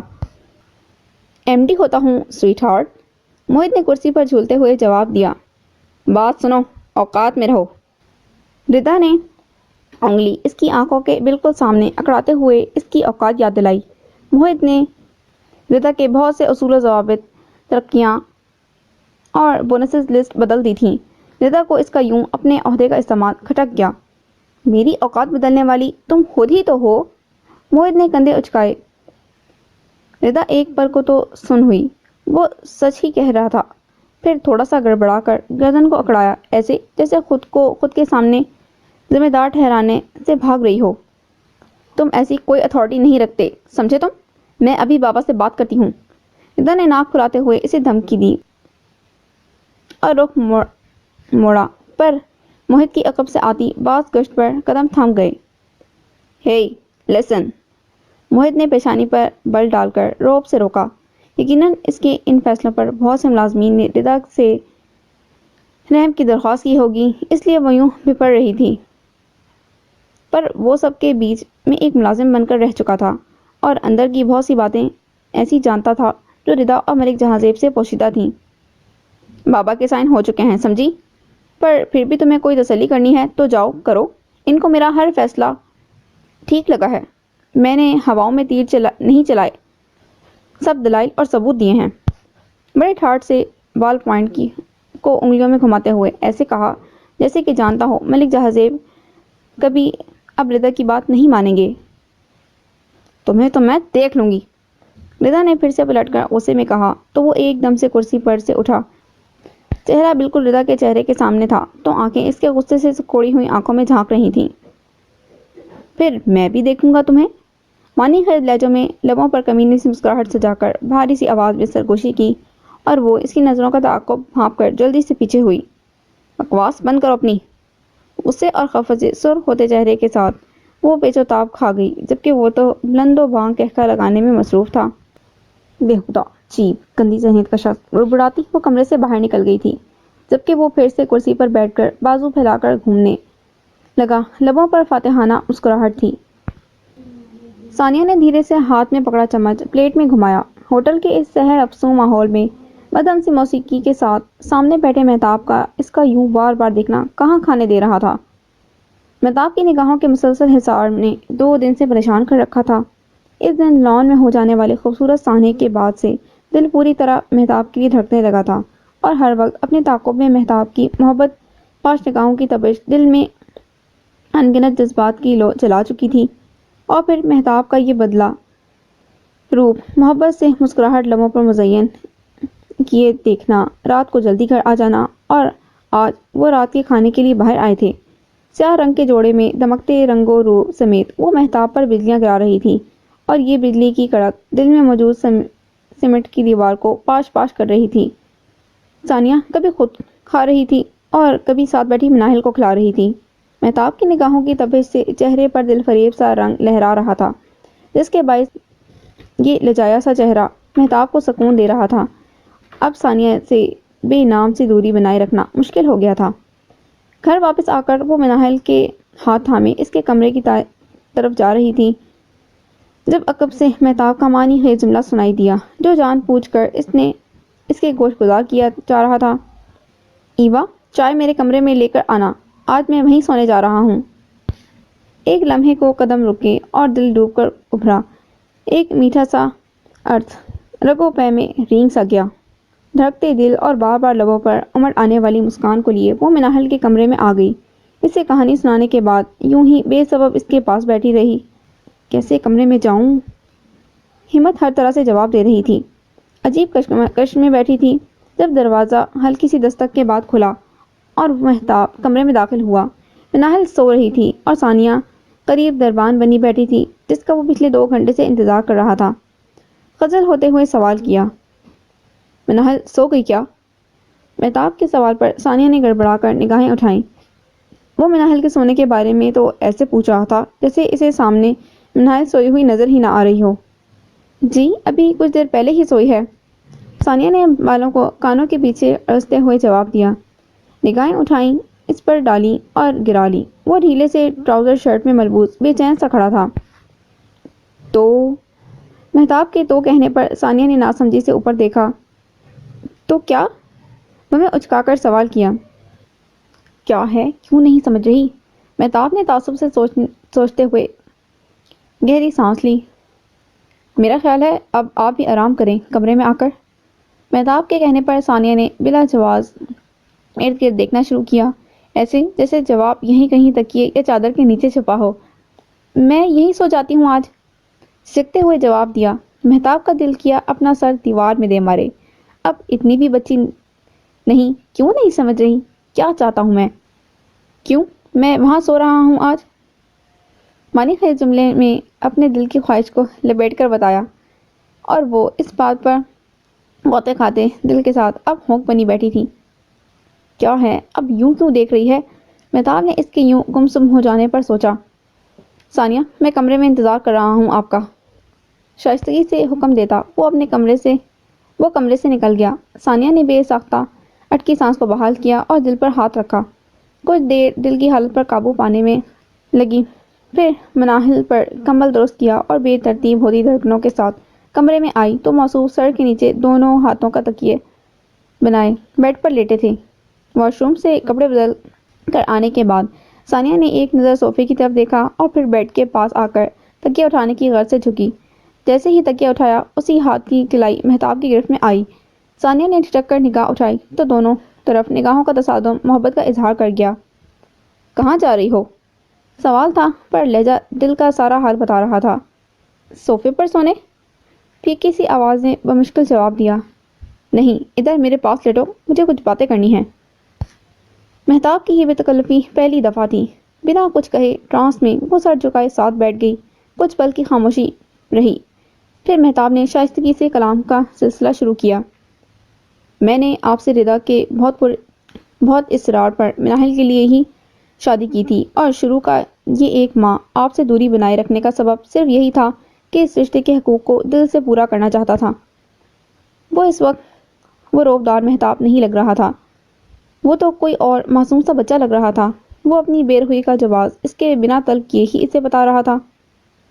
اب میں آپ کو پورے دل سے اپنانا چاہتا ہوں، کیا آپ میری اس چاہت کو قبول کرتی ہیں؟ کتنا انوکھا احساس تھا، پر آج لگا یہ سوال ہے جو ہر شوہر کو حق جتانے سے پہلے اپنی بیوی سے پوچھنا چاہیے۔ نکاح میں 3 دفعہ قبول ہے کہہ دینے سے وہ بے شک شوہر کی ملکیت بن جاتی ہے، پر حقوق رکھنے کے باوجود شوہر کو بیوی سے اجازت طلب کرنا چاہیے، اور وہ تو بہت پہلے ہی دل و جان سے اس رشتے کو قبول کر چکی تھی، پھر اس دل اور وجود کے مالک کے سامنے سر تسلیم خم کیوں نہ کرتی۔ ہلکی ہلکی کھڑ پڑ کی آواز پر موہت کی آنکھ کھلی تو ردا الماری سے کپڑے نکال رہی تھی۔ آج وہ اس سے بھی پہلے اٹھ گئی تھی۔ کل آفس دیر سے جانے پر موہت بہت سے کام اپنی مرضی سے کر چکا تھا، یہ بات اسے کسی صورت ہضم نہیں ہوئی تھی، اور آج تو ایک اہم میٹنگ تھی جس کے لیے جلدی پہنچنا لازم تھا، اور ردا اس میٹنگ میں موہت کو ہرگز آگے نہیں آنے دینا چاہتی تھی۔ موہت انگڑائی لیتا اٹھ کر بیٹھا تو ردا نے اس سے یوں بے نیازی برتی جیسے وہ یہاں موجود ہی نہ ہو۔ موہت نے ایک نظر کچھ دور پڑی اپنی شرٹ پر ڈالی، آنکھیں چمکی اور بے ساختہ لب مسکراہٹ دبا گئے۔ جھٹکے سے کمفرٹر خود پر سے اٹھا کر ردا کی بے نیازی پر اپنی بے نیازی کی مار مارتا سیٹی بجاتا واش روم میں گھسا۔ کچھ دیر بعد گیلے بالوں میں تولیہ پھیرتا جب وہ واش روم سے باہر نکلا تو ردا سنگھار میز کے سامنے کھڑی تھی۔ وہ اب گالوں پر ہلکا ہلکا برش چلاتی اس کو سنگھار میز کے شیشے میں دیکھ رہی تھی۔ ٹاول گاؤن میں ملبوس گیلے بال لیے وہ شیشے میں اس کے عکس کو دلچسپی سے دیکھ رہی تھی۔ اپنی رات کی گئی کارروائی کا رد عمل دیکھنے کو دل بیتاب تھا۔ موہت نے شرٹ کو اٹھایا اور جیسے ہی پہننے کے لیے سیدھا کیا، شرٹ کی دونوں آستینیں اس نے بے دردی سے کاٹ دی تھیں۔ یہ شرٹ اس نے رات حمید کو استری کرنے کے لیے دی تھی، اور استری کے بعد وہ شرٹ کمرے میں اس کے سامنے رکھ کر گیا تھا۔ ردا اب منہ پر ہاتھ رکھ کے ہنس رہی تھی کیونکہ موہت کی یہ پسندیدہ نیلے رنگ کی شرٹ کو رات اس نے ہی آستینوں سے محروم کر دیا تھا۔ موہت نے کوئی رد عمل ظاہر نہیں کیا تو ردا ششدر رہ گئی۔ وہ تو بڑے مزے سے کٹی ہوئی آستینوں والی ہی شرٹ پہن کر ڈریسنگ روم کی طرف بڑھ گیا۔ ردا جو ہنس رہی تھی اور سوچ رہی تھی کہ وہ اس پر چیخے گا، نئی شرٹ استری کے لیے دے گا اور کپڑے سوچے گا، اس کو یوں وہی شرٹ پہنتے دیکھ کر حیران ہوئی، پر پھر اس نے جلدی آفس پہنچنے کے ڈر سے عجلت میں ہلکی سی لپسٹک لگائی اور پھر روز کے معمول کے مطابق پاس پڑا ہیئر ڈرائر اٹھایا۔ جیسے ہی ہیئر ڈرائر پر چہرے کے سامنے رکھ کر بالوں کے رخ میں چلایا تو اس میں بھرا آٹا طوفان کی طرح باہر آیا، اس کا سارا حلیہ تہس نہس کر گیا۔ بال ڈرائر سے خشک کرنا اس کی تیاری کا آخری مرحلہ ہوتا تھا، اور اب وہ آٹے سے اٹی کھانستے ہوئے سفید بھوتنی اپنے ساتھ ہو جانے والی اس آفت ناگہانی پر حیران کھڑی تھی، جبکہ کمرہ موہت کے بلند و بانگ کہکے سے گونج رہا تھا۔ موہت کٹی ہوئی آستینوں والی شرٹ کے اوپر کوٹ پہن رہا تھا اور اب مقابلے میں ردا سے ایک قدم آگے ہی رہنا چاہتا تھا، اس لیے رات وہ اس کی شرٹ کی آستینیں کاٹتے دیکھنے کے باوجود سوتا بنا رہا، اور پھر خود اس کے سو جانے کے بعد کچن سے آٹے کا بھرا کپ لا کر ڈرائر میں ڈال دیا۔ کوٹ پہننے کے بعد یوں ہی ہنستا ہوا قریب آیا، بالوں میں برش کیا۔ وہ صدمے کی حالت میں کھڑی تھی۔ مائی ڈیئر وائف، جب تم میری شرٹ کے بازو کاٹ رہی تھی ماں بدولت میں نے آپ کو دیکھ لیا تھا۔ اب میری جان پھر سے نہائیے اور پھر ہر روز کی طرح لیٹ آفس پہنچے، اوکے؟ موہت نے ہنسی پر بمشکل قابو پاتے ہوئے کہا، اور اس سے پہلے کہ صدمے سے باہر نکل کر ردا اس پر چپٹتی، وہ برش کو میز پر رکھ کر جلدی سے مڑا اور موبائل اٹھا کر دروازے کے پاس پہنچا، رکا اور پھر آبرو چڑھائے بڑے گھمنڈ سے پلٹا، بائے جان۔ آنکھ کا کونا دبائے لبوں پر ہاتھ رکھ کر ہوائی بوسہ اچھالا اور باہر نکل گیا۔ وہ غصے میں بھری کسی بدروح کی طرح تیز سے سانس لے رہی تھی۔ وہ آفس میں بیٹھا سامنے دروازے پر نظریں جمائے انتظار میں ہی تھا، اور واقعی 5 منٹ کے بعد آفس کا دروازہ دھاڑ سے کھلا اور اس کی دہشت گرد بیوی تل ملاتی ہوئی اس کی طرف بڑھی۔ واٹ دی ہیل از دس؟ سلاد سے بھرا ڈبہ میز پر پڑھا۔ موہت نے ایک نظر سلاد سے بھرے ڈبے کو دیکھا اور پھر اس کو جو لال پیلی ہو رہی تھی، شاید صبح والی بات کا غصہ اب نکال رہی تھی۔ ہیل نہیں، کھانا ہے تمہارا، موہت نے پرسکون لہجے میں جواب دیا۔ تیر سیدھا نشانے پر لگا تھا۔ صبح کی گئی میٹنگ میں موجود کلائنٹس موہت سے بہت خوش ہو کر گئے تھے، اور اس بات پر ملک جہاں زیب کے موہت کے لیے بولے گئے تعریفی کلمات ردا کو بری طرح ہار کا احساس دلا رہے تھے۔ تم نے میرا مینیو چینج کیا؟ تم ہوتے ہو کون ہو ایسا کرنے والے؟ دوپہر لنچ میں آنے والے سیلیڈ پر وہ پہلے تو حیران ہوئی، پھر معلومات لینے پر پتہ چلا ایم ڈی صاحب نے رضا ملک کے لنچ کا مینیو تبدیل کر دیا ہے۔ انہوں نے حکم دیا ہے میم کو روز لنچ میں سیلیڈ دیا جائے۔ میں کون ہوتا ہوں؟ ارے بھائی تمہارا شوہر ہوتا ہوں، مجازی خدا ہوتا ہوں۔ موہت نے تمسخرانہ مسکراہٹ سے جا کر مصنوعی روب جھاڑا۔ شوہر مائی فٹ، نام کے شوہر ہو صرف۔ رضا نے جھنجھلا کر اس کی بات کاٹی، جبکہ وہ بڑے مزے سے اٹھ کر اب واپس آ گیا۔ میں تو نام سے آگے بڑھنا چاہتا ہوں، تم ہی نہیں مانتی۔ اس پر جھک کر رضا کے بالوں کی لٹ کو انگلی میں گھماتے ہوئے بڑے خمار آلود لہجے میں کہا تو وہ تب گئی۔ آفس ہے یہ، یو چیپ مڈل کلاس۔ جھٹکے سے پیچھے ہوتے ہوئے وہ بڑے ہلکے پھلکے انداز میں اسے تپا رہا تھا۔ مڈل کلاس اور چیپ کہنے پر خود ہی تپ گیا۔ غصے سے آگے ہو کر بازو پکڑ کر جھنجھوڑ دیا۔ چیپ کسے بولا ہاں؟ میں کسی غیر سے یہ سب کر رہا ہوں؟ نکاح میں ہو تم میرے، سمجھی؟ دانت پیستے ہوئے غصے سے غرایا۔ نکاح میں ہو تو کیا ایسی چیپ حرکتیں کرو گے؟ ویسے تم سے اور توقع بھی کیا کی جا سکتی ہے؟ رضا نے جھٹکے سے بازو چھڑوایا اور حقارت سے ناک چڑھائی۔ آرام سے، یہ سب میں تمہیں تنگ کرنے کے لیے کرتا ہوں کہ تم خود مجبور ہو کر مجھے چھوڑنے کا فیصلہ کرو، ورنہ تم جیسے ڈھول میں مجھے کوئی انٹرسٹ نہیں، نہ تمہارے پاس آنے اور نہ۔ موہت آپے سے باہر ہو چکا تھا، انگلی تان کر غصے سے بولتا ہوا ایک دم رکا اور پھر تیز تیز قدم اٹھاتا باہر نکل گیا، اور وہ یوں ہی کھڑی تھی، کمرے کے مختلف کونوں سے اٹھتی باز گشت کتنے ہی گزرے تلخ لمحوں کی یادوں کو تازہ کر رہی تھی۔ تم جیسے ڈھول میں مجھے کوئی انٹرسٹ نہیں۔ موہت کی آواز دماغ میں ہتھوڑے کی طرح برس رہی تھی۔ رضا پر یہ کاسٹیوم سوٹ نہیں کر رہا، موٹی ہے بہت، اس کو مت لو۔ اس میں اسکول کی استانی نے 7 سالہ رضا کو اسٹیج پر پرفارم کرتی بچیوں میں سے الگ کر دیا۔ اے فٹ بال! لڑکے ہاتھ پر ہاتھ مار کر ہنس رہے تھے۔ گول گپو ہو پوری، کتنا کھاتی ہو، کم کھایا کرو، لڑکیاں اتنی موٹی اچھی نہیں لگتی۔ پاس بیٹھی عورت نصیحت کر رہی تھی۔ رضا یار یہ کلر مت پہننا، تجھے سوٹ نہیں کرتا، بہت موٹی لگتی ہو۔ رضا آپ اوور ویٹ ہو، آپ سلیکٹ نہیں ہو سکتی۔ میم یہ ایکسل ہے، اس سے بڑا نمبر کون سا دکھائیں؟ پیاری ہے پر موٹی ہے یار، بڑی لگنے لگتی ہیں موٹی لڑکیاں۔ نظر آ رہی ہے بھئی کروڑوں کی مالک ہے، سائز بتا رہا۔ ابے احساس کمتری کا شکار ہے، ایسی موٹی لڑکی کے ساتھ کوئی دل سے شادی نہیں کرتا۔ رضا کے گال سرخ تھے، بچپن سے ضبط کرتے کرتے وہ ایسی ہو گئی تھی، ایسی ضد میں آئی کہ اپنی جسامت کو ہی اپنی گریس بنا لیا تھا۔ کراٹے سیکھے، باہر سے پڑھ کر آئی اور خود پر سختی کا خول چڑھا لیا، پر اس موہت نے اتنے سالوں سے بنائی گئی اس کی اکڑ اور تکبر کو پاش پاش کر دیا تھا۔ تو اس میں کیا برائی ہے بیٹا، آرام کرو، گھر انجوائے کرو، شاپنگ پارٹیز۔ ملک جہاں زیب نے مسکراتے ہوئے بڑے پرسکون لہجے میں کہا تو وہ جو پہلے موہت کے اس فیصلے سے ہی بوکھلا گئی تھی تک دنک کر گویا ہوئی۔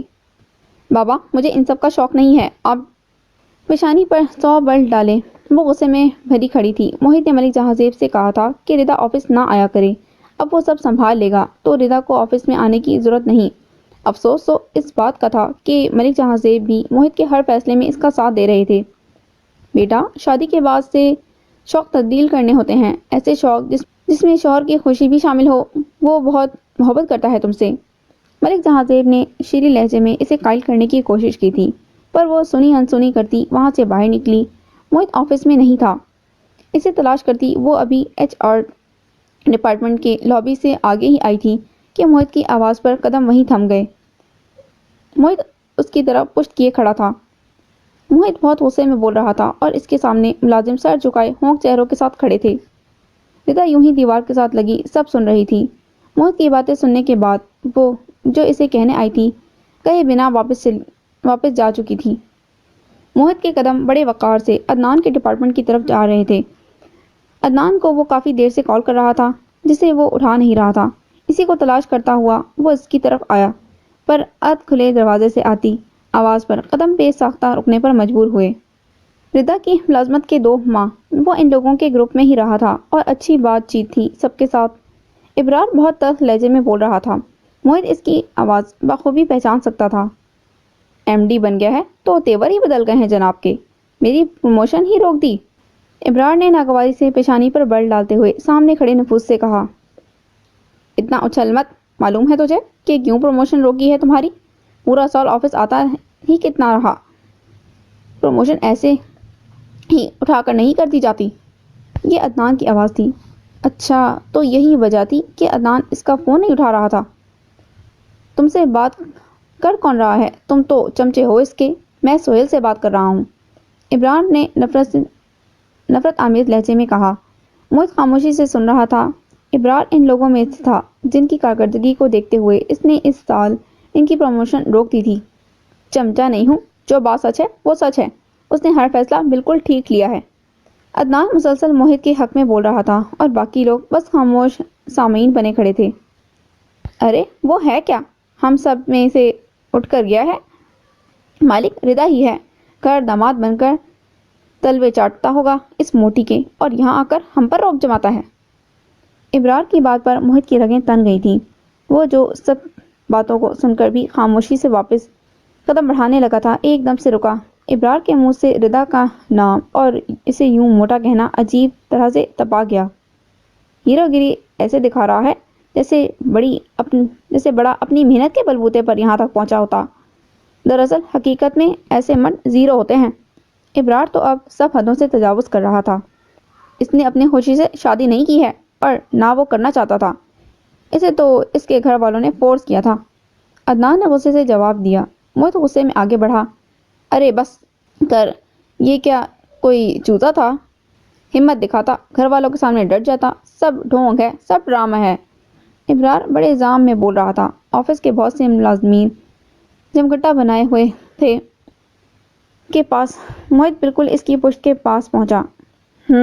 بالکل درست فرمایا آپ نے، مجھے ہمت دکھانی چاہیے تھی۔ موہت کے سنجیدہ لب و لہجے میں کہے گئے جملے پر سب کے چہرے زرد پڑ گئے تھے۔ موہت اب گھوم کر ابرار کے بالکل سامنے آ گیا تھا۔ مجھے نہیں دیکھنا چاہیے تھا اس بوڑھی ماں کے جڑے ہوئے ہاتھوں کو، جسے باپ کے مرنے کے بعد سسرال والوں نے گھر سے نکال دیا تھا، اور اس اکیلی نے زمانے کی سردی گرمی سہتے ہوئے ہم سب بہن بھائیوں کو پالا۔ موہت کا لہجہ تلخ تھا تو کنپٹی کی رگیں تنی ہوئی تھیں۔ طلاق یافتہ بہن جس کا دوسری دفعہ گھر بسا ہو، اس کا گھر اجڑنے دیتا؟ سب کے سر جھک گئے تھے۔ بڑا بھائی جس نے مجھے پڑھانے کی خاطر اپنے خواب پسے پش ڈال دیے، چھوٹی سی عمر میں ہی ملازمت شروع کر دی، اس کا گریبان پکڑ لیتا تو پھر میں ہیرو تھا؟ موہت کے چہرے کے پٹھے تک کھنچ گئے تھے۔ مجھے ایسا ہیرو بننے سے زیادہ بہتر زیرو بننا لگا۔ موہت کے الفاظ تھے، سب کے اعصاب پر ہتھوڑے تھے۔ کسی ہیرو کی طرح گھر سے بھاگا نہیں، روب سے الگ نہیں ہوا سب سے، اور اب میں گھر داماد بن کر چاہے ساری دنیا کی نظر میں زیرو ہوں، پر میرے گھر والوں، میری ماں، میری بہن، میرے بھائی کی نظر میں ہیرو ہی ہوں۔ وہ ابرار کے بالکل سامنے کھڑا تھا، جس کی نظریں اب اٹھ نہیں رہی تھیں۔ اور ہاں، پہلے کی بات اور تھی، پر اب ردا میری بیوی ہے۔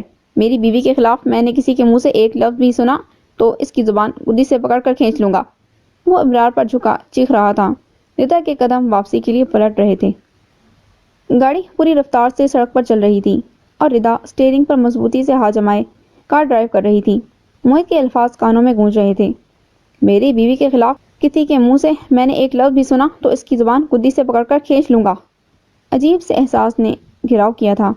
پتہ نہیں کیوں بابا اور بھاگ کے بعد یہ وہ پہلا شخص تھا جو یوں اس کے لیے بولا تھا۔ پر یہ کیا؟ یہ تو وہ شخص تھا جس نے ردا ملک سے بے انتہا نفرت کی تھی، اور وہ بھی تو اس سے بہت نفرت کرتی تھی۔ پھر یہ کیسی کایا پلٹ تھی؟ وہ کسی اور کے منہ سے ردا کے لیے ایسے الفاظ سن کر خوش کیوں نہیں ہوا؟ بھڑکا کیوں تھا؟ اور وہ جو جھگڑنے گئی تھی، اس سے یہ کہنے گئی تھی کہ وہ ہوتا کون ہے اسے آفس سے آنے سے منع کرنے والا، اس کی باتوں سے متاثر ہوئے بنا نہ رہ سکی۔ وہ اپنے ہر رشتے کے ساتھ اتنا مخلص تھا اور اتنی محبت کرنے والا تھا، حتیٰ کہ اس زبردستی کے بنائے گئے رشتے کے لیے بھی کسی کے نازیبا الفاظ برداشت نہیں کر رہا تھا۔ ردا اس شخصیت میں الجھ کر رہ گئی۔ ثانیہ کی بند آنکھوں کے ساتھ ہی لب مسکرا اٹھے تھے۔ نرم سا احساس تھا، کوئی اس کے چہرے پر سے لٹیں ہٹا رہا تھا۔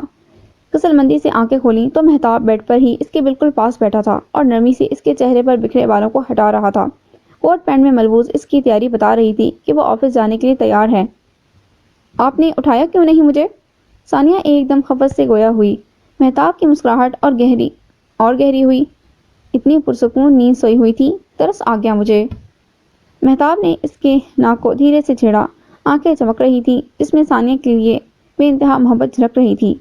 اچھا، ترس بھی آتا ہے جناب کو؟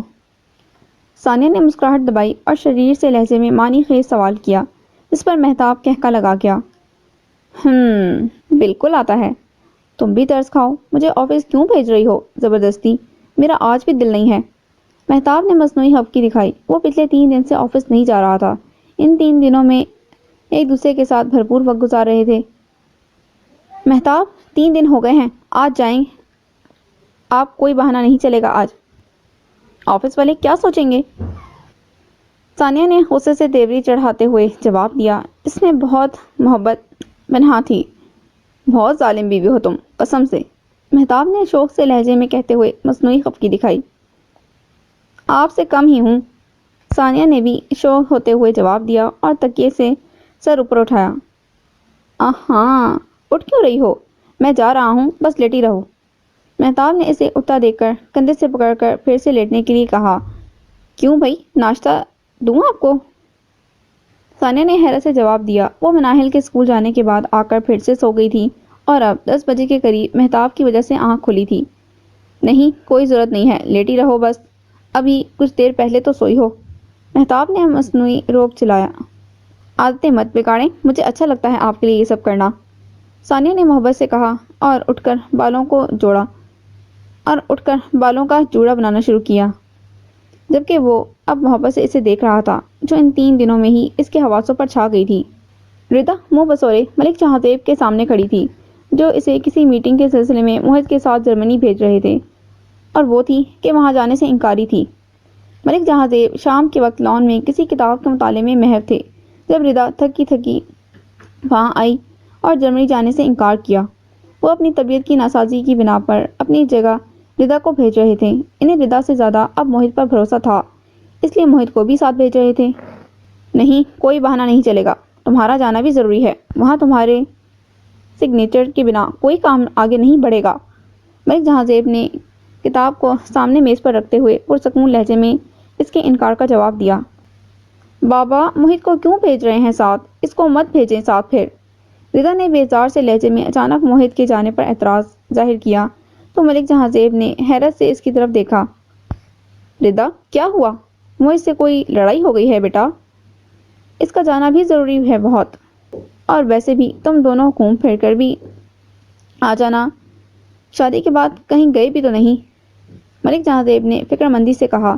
ردا کو ایک دم سے احساس ہوا وہ ملک جہاں زیب کے سامنے موہت کے لیے اپنی بیزاریت ظاہر کر گئی تھی۔ وہ بھی کیا کرتی، 2 دن سے ویسے خود بھی دل و دماغ کی سر جنگ میں الجھی ہوئی تھی۔ دل موہت کی اس دن والی طرفداری اور باتوں کی طرف جھکاؤ ظاہر کر رہا تھا، جبکہ دماغ تھا کہ انا کے جھنڈے کو تھامے مسلسل سفر کر رہا تھا۔ زبردستی لبوں پر مسکراہٹ سجا کر اٹھی اور کمرے کی طرف بڑھ گئی۔ چاروں ناچار اب جانا پڑنا تھا۔ موہت کی ٹائی کو درست کرتے ہاتھ سامنے کے منظر کو دیکھ کر ساکن ہوئے۔ وہ بڑے ناز سے سنگھار میز کے آگے کھڑی تھی، بنا آستین کے ٹی شرٹ اور نیچے جینس دیبتن کیے۔ وہ کل رات جرمنی پہنچے تھے اور اب میٹنگ کے لیے تیار ہو رہے تھے، پر ردا کا یہ عجیب سا لباس دیکھ کر موہت خود کو نہ روک سکا۔ یہ کیسا ڈریس پہن کر جا رہی ہو؟ چینج کرو اسے، آئیبرو چڑھائے سنجیدہ سے لہجے میں حکم دیا تو ردا حیرت سے چونک کر پلٹی۔ ایکسکیوز می، اب تم میری ڈریسنگ پر بھی اعتراض کرو گے؟ بس یہ رہ گیا تھا ہاں؟ ردا نے آنکھیں نچا کر تعصب سے کہا۔ ردا دیکھو، مجھے کوئی انٹرسٹ نہیں تمہاری ڈریسنگ میں، پر یہاں ہم پاکستان کو اور ردا کو ریپرزینٹ کرنے کے لیے آئے ہیں، کپڑے چینج کرو۔ موہت کا لہجہ اب کی بار تلخ تھا۔ نہیں کروں گی، ردا نے گردن اکڑائی۔ جرمنی میں ہوٹل کا ایک کمرہ بانٹنا دونوں کی مجبوری بن گیا تھا، کیونکہ ان کے ساتھ ردا کے کچھ اور ملازمین بھی آئے تھے جن کی رہائش بھی اسی ہوٹل میں تھی۔ موہت نے ردا کی تنی ہوئی گردن کو دیکھا۔ وہ کپڑے تبدیل کرنے سے انکار کر چکی تھی اور اب اسے گھمنڈ سے دیکھ رہی تھی۔ موہت نے گہری سانس لے کر پرسکون انداز میں تھوڑا سا رخ موڑا، پاس پڑے ناشتے سے سجے میز پر سے جوس کا گلاس اٹھایا جو اس نے ابھی تک نہیں پیا تھا۔ وہ تو کرنا پڑیں گے، ہاتھ کو ایک جس نے ایسا جھٹکا دیا کہ گلاس سے اچھلتے جوس نے سامنے کھڑی ردا کے کپڑے جوس سے رنگ دیے۔ اس افتاد پر ردا کا منہ بے ساختہ پورا کھل گیا۔ تم پاگل ہو کیا؟ وہ باقاعدہ چیخ پڑی تھی۔ ہکا بکا کبھی اس کی اس جرأت اور حرکت کو دیکھ رہی تھی اور کبھی اس کی کمینی مسکراہٹ سجائے چہرے کو۔ پہلے نہیں تھا، اب کسی کے ساتھ رہنے کا اثر ہے۔ کندھے اچکا کر بڑے ہٹ سے جواب دیا، جس پر وہ جنگلی بلی کی طرح اس کی طرف لپکی۔ موہت نے بازو پکڑ کر بے بس کیا تو جھنجھلا کر پیر پٹکتے ہوئے پیچھے ہوئی۔ یہ کراٹے بعد میں کھیلنا، ابھی دیر ہو رہی ہے۔ چینج کرو اور اب کی بار شرٹ پوری آستین والی ہو۔ بلکہ رکو ایک منٹ، میں سلیکٹ کرتا ہوں۔ بڑے وثوق سے آگے بڑھا جبکہ وہ لب بھینچے سرخ چہرہ لیے پیچھے لپکی۔ وہ تیز قدم اٹھاتا اب الماری کھول کر کھڑا تھا۔ ہٹو پیچھے، خود کو سمجھتے کیا ہو؟ ردا نے غصے سے اسے کندھے سے پکڑ کر پیچھے کرنے کی ناکام کوشش کی۔ وہ تو ٹس سے مس نہ ہوا، بس کندھے سے کوٹ تھوڑا سا ایک طرف ہوا۔ ارے کوئی ڈھنگ کا کپڑا نہیں ہے تمہارے پاس؟ عجیب، اپنے جیسے بے ڈھنگے کپڑے لے کر آئی ہو ساتھ۔ موہت اب الماری میں لگے کپڑوں میں تیزی سے ہاتھ چلاتے ہوئے بول رہا تھا۔ اس کی اس بات پر ردا کا چہرہ اور لال بھوکا ہوا۔ تمہیں معلوم بھی ہے ڈھنگ کے کپڑے کیسے ہوتے ہیں؟ کبھی دیکھے بھی ہیں ایسے کپڑے؟ اور تمہیں تو میں بتاتی ہوں، ایک منٹ، ردا نے غصے سے کہا اور پھر غصہ مزید بڑھنے پر تیزی سے میز کی طرف بڑھی۔ موہت اس کے خطرناک ارادے بھانپتا ہوا فوراً کمرے کے دروازے کی طرف لپکا۔ ردا نے تیزی سے میز پر سے پانی سے بھرا جگ اٹھایا اور پھر تیش میں اس کی طرف اچھالا۔ او بھائی، کیا کر رہی ہو؟ موہت چھلانگ لگا کر ایک طرف ہوا۔ پانی چپاک کی آواز کے ساتھ کمرے کے ٹائلز پر گرا جبکہ موہت کا خود کو بچا لینے پر فلک کہکا گونج رہا تھا۔ سویٹ ہارٹ، نشانہ اتنا اچھا نہیں ہے۔ نیچے ویٹ کر رہا ہوں، جلدی آؤ چینج کر کے۔ ایک آنکھ کا کونا دباتا بڑے آرام سے دروازہ بند کرتے ہوئے باہر نکل گیا جبکہ وہ یوں ہی برہم کھڑی تیز سانس لے رہی تھی۔ پر زور سے باہر ہوتا جا رہا تھا۔ بس اب اور نہیں، میں اسے طلاق لوں گی۔ اب تھوک نکلتے ہوئے سوچا، اس کو ہر طرح سے نیچے دکھایا، اب اس کی اوقات دکھاؤں گی۔ طلاق لیتے ہوئے بھی عدالت میں ایسا ذلیل کروں گی۔ مٹیاں بھیج کر سوچا اور پھر پیر پٹک کر الماری کی طرف بڑھ گئی۔ صحن میں لگے درخت کے نیچے کرسیوں پر بیٹھی ثانیہ اور صالحہ بیگم مسکراتے ہوئے سامنے کے منظر کو دیکھ رہی تھیں، جہاں تانیہ مناہل کے پیچھے بھاگ رہی تھی اور وہ کھلکھلاتی ہوئی آگے بھاگ رہی تھی۔ شکر ہے یہ تمہارے ساتھ ٹھیک ہو گئی، میں تو بہت دعا کرتی تھی۔ صالحہ بیگم نے صحن میں کھیلتی مناہل پر نظریں جمائے ہوئے کھوئے سے لہجے میں کہا، جی امی، بس پیار کے بھوکے ہوتے ہیں بچے تو، سچے پیار اور جھوٹے پیار کی بہت فرق رکھتے ہیں۔ ثانیہ نے بھی مسکراتے ہوئے صالحہ بیگم کی نگاہوں کے تعاقب میں سامنے مناہل پر نظریں جمائیں۔ میں تو اب تمہاری طرف سے بہت پرسکون ہوں، مہتاب کی توجہ تم پر دیکھ کر دلی سکون ملتا ہے۔ صالحہ نے محبت سے اس کے کرسی کے بازو پر دھرے ہاتھ پر اپنا ہاتھ رکھا۔ ثانیہ نے بھرپور مسکراہٹ لبوں پر سجائی۔ اسی وقت گود میں پڑے فون پر بجتی رنگ ٹون پر نگاہیں نیچے گود میں گئیں اور لب دلکش انداز میں مسکرا دیے۔ فون کی اسکرین پر مہتاب کا نام جگمگا رہا تھا۔ لیں، آپ نے یاد کیا، جناب کی کال آ گئی، ثانیہ نے گلال ہوتے چہرے سے کہا اور خوشی سے فون کان کو لگاتے ہوئے کرسی سے اٹھی جبکہ صالحہ مسرور سی اس کو دیکھ رہی تھی۔ ثانیہ کی انگ انگ سے پھوٹتی مہتاب کی چاہت ان کے سکون کا موجب تھی۔ السلام علیکم، ثانیہ نے مسکراتے ہوئے فون کان سے لگایا تو دوسری طرف سے مہتاب کا محبت بھرے لہجے میں سلام آیا۔ وعلیکم السلام۔ کھلتے سے چہرے پر مسکراہٹ اور گہری ہوئی چند دنوں میں ہی مہتاب اس کے دل اور روح کو اسیر کر چکا تھا۔ کیا کر رہی ہو؟ ہر گھنٹے بعد کال کرنے پر پوچھا ہوا سوال پوچھنے پر ثانیہ کی آنکھیں کچھ سوچ کر چمک اٹھیں۔ امی کے ساتھ باتیں کر رہی تھی، امی کہہ رہی ہیں رات رک جاؤ ہمارے پاس۔ ثانیہ نے شرارت سے مسکراہٹ دباتے ہوئے سنجیدہ لہجے میں جھوٹ بولا۔ اچھا تو تم نے کیا کہا؟ دوسری طرف فوراً سے لہجے سے شوخی غائب ہوئی۔ ثانیہ کی آنکھوں میں چمک اور بڑھی۔ میں نے کہا میں مہتاب سے اجازت لے کر بتاتی ہوں۔ شرارت سے آگے ہوتے ہوئے بالوں کو کان کے پیچھے کرتے ہوئے کہا۔ وہ مہتاب کی بے چینی سے محظوظ ہو رہی تھی۔ خود کے لیے مہتاب کی یہ بے تابی اسے سرشار کر دیتی تھی۔ اس کی یہ چند دن کی محبت رضا سے بچپن کی محبت پر بھاری پڑ گئی تھی۔ وہ اچھا چلو رک جاؤ، مہتاب نے پرسوچ مگر مجبور لہجے میں اجازت دی تو ثانیہ کھلکھلا کر ہنس دی۔ پکا؟ چہکتے ہوئے شریر سے لہجے میں پوچھا۔ دل سے نہیں دے رہا اجازت، پر روک بھی نہیں سکتا۔ مہتاب نے پیار سے سچ بولا۔ آپ کا اجازت دے دینا ہی کافی ہے، میں نہیں رک رہی، شام کو لیتے جائیے گا۔ ثانیہ نے بھرپور مسکراہٹ لبوں پر سجائے کہا تو دوسری طرف غائب ہوئی شوخی فوراً لوٹ آئی۔ جو حکم سرکار، ہمارا تو کام ہی حکم کی تعمیل کرنا ہے، مہتاب نے چہکتے ہوئے کہا اور وہ اس محبت پر سرشار جھینپ گئی۔ ٹھیک ہے تو سرکار کا فیصلہ ہے، آج میں مناہل کے کمرے میں سوؤں گی۔ خفت پر قابو پا کر شریر سے لہجے میں مہتاب کو چھیڑتے ہوئے کہا۔ سرکار کی ایسی کی تیسی تب الٹ دوں گا۔ مہتاب کے ترکی و ترکی جواب پر وہ کھلکھلا کر ہنستی تھی، جس کا اس نے بھی بھرپور ساتھ دیا۔ چلو پھر میں کام ختم کر لوں، نکلنے سے پہلے کال کروں گا۔ آئی لو یو، عجلت میں کہا۔ جی؟ ثانیہ نے سر ایسے ہلایا جیسے وہ اس کے سامنے موجود ہو۔ جی کیا، آئی لو یو ٹو بولو۔ دوسری طرف سے خفگی کا اظہار ہوا۔ نہیں، بولنے سے کیا ہوتا ہے، بس ہے نا تو ہے۔ ثانیہ نے شرماتے ہوئے بے ڈھنگا سا جواز کھڑا۔ نہیں بولو بھائی، پھر فون بند کروں گا۔ دوسری طرف سے اب ضد تھی۔ نہیں نا، اللہ حافظ، کام کریں اپنا۔ ثانیہ نے شرماتے ہوئے فون بند کیا۔ اسی وقت پھر سے فون بج اٹھا، جسے بے ساختہ اٹھا کر وہ فوراً گویا ہوئی۔ اب کیا ہے؟ کھنکتی ہنسی سمیت چہکتے ہوئے سوال کیا۔ تم سے پیار؟ دوسری طرف گمبھیر سی آواز بھری، اس سے ثانیہ ایک دم سے ساکن ہوئی۔ چہرے پر موجود گلابی رنگت ایک سیکنڈ میں زردی میں بدل گئی۔ یہ رضا کی آواز تھی۔ مہتاب کا فون اکثر آفس کے نمبر سے آتا تھا، اس لیے اس نے نمبر پر خاص دھیان نہ دیتے ہوئے مہتاب سمجھ کر فون اٹھا لیا۔ کون؟ جان پوچھ کر تب سے لہجے میں پوچھا، جبکہ وہ رضا کی آواز کو بخوبی پہچانتی تھی۔ رضا ہوں، تمہارا پہلا پیار۔ جانتا ہوں بھول نہیں سکتی تم مجھے، اور نہ میری آواز کو۔ رضا کی خمار میں ڈوبی آواز ابھری۔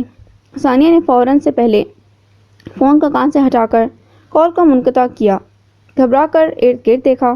اب اسی نمبر سے مسلسل فون آ رہا تھا، جسے وہ بار بار کاٹ رہی تھی، اور پھر کال آنا بند ہوئی۔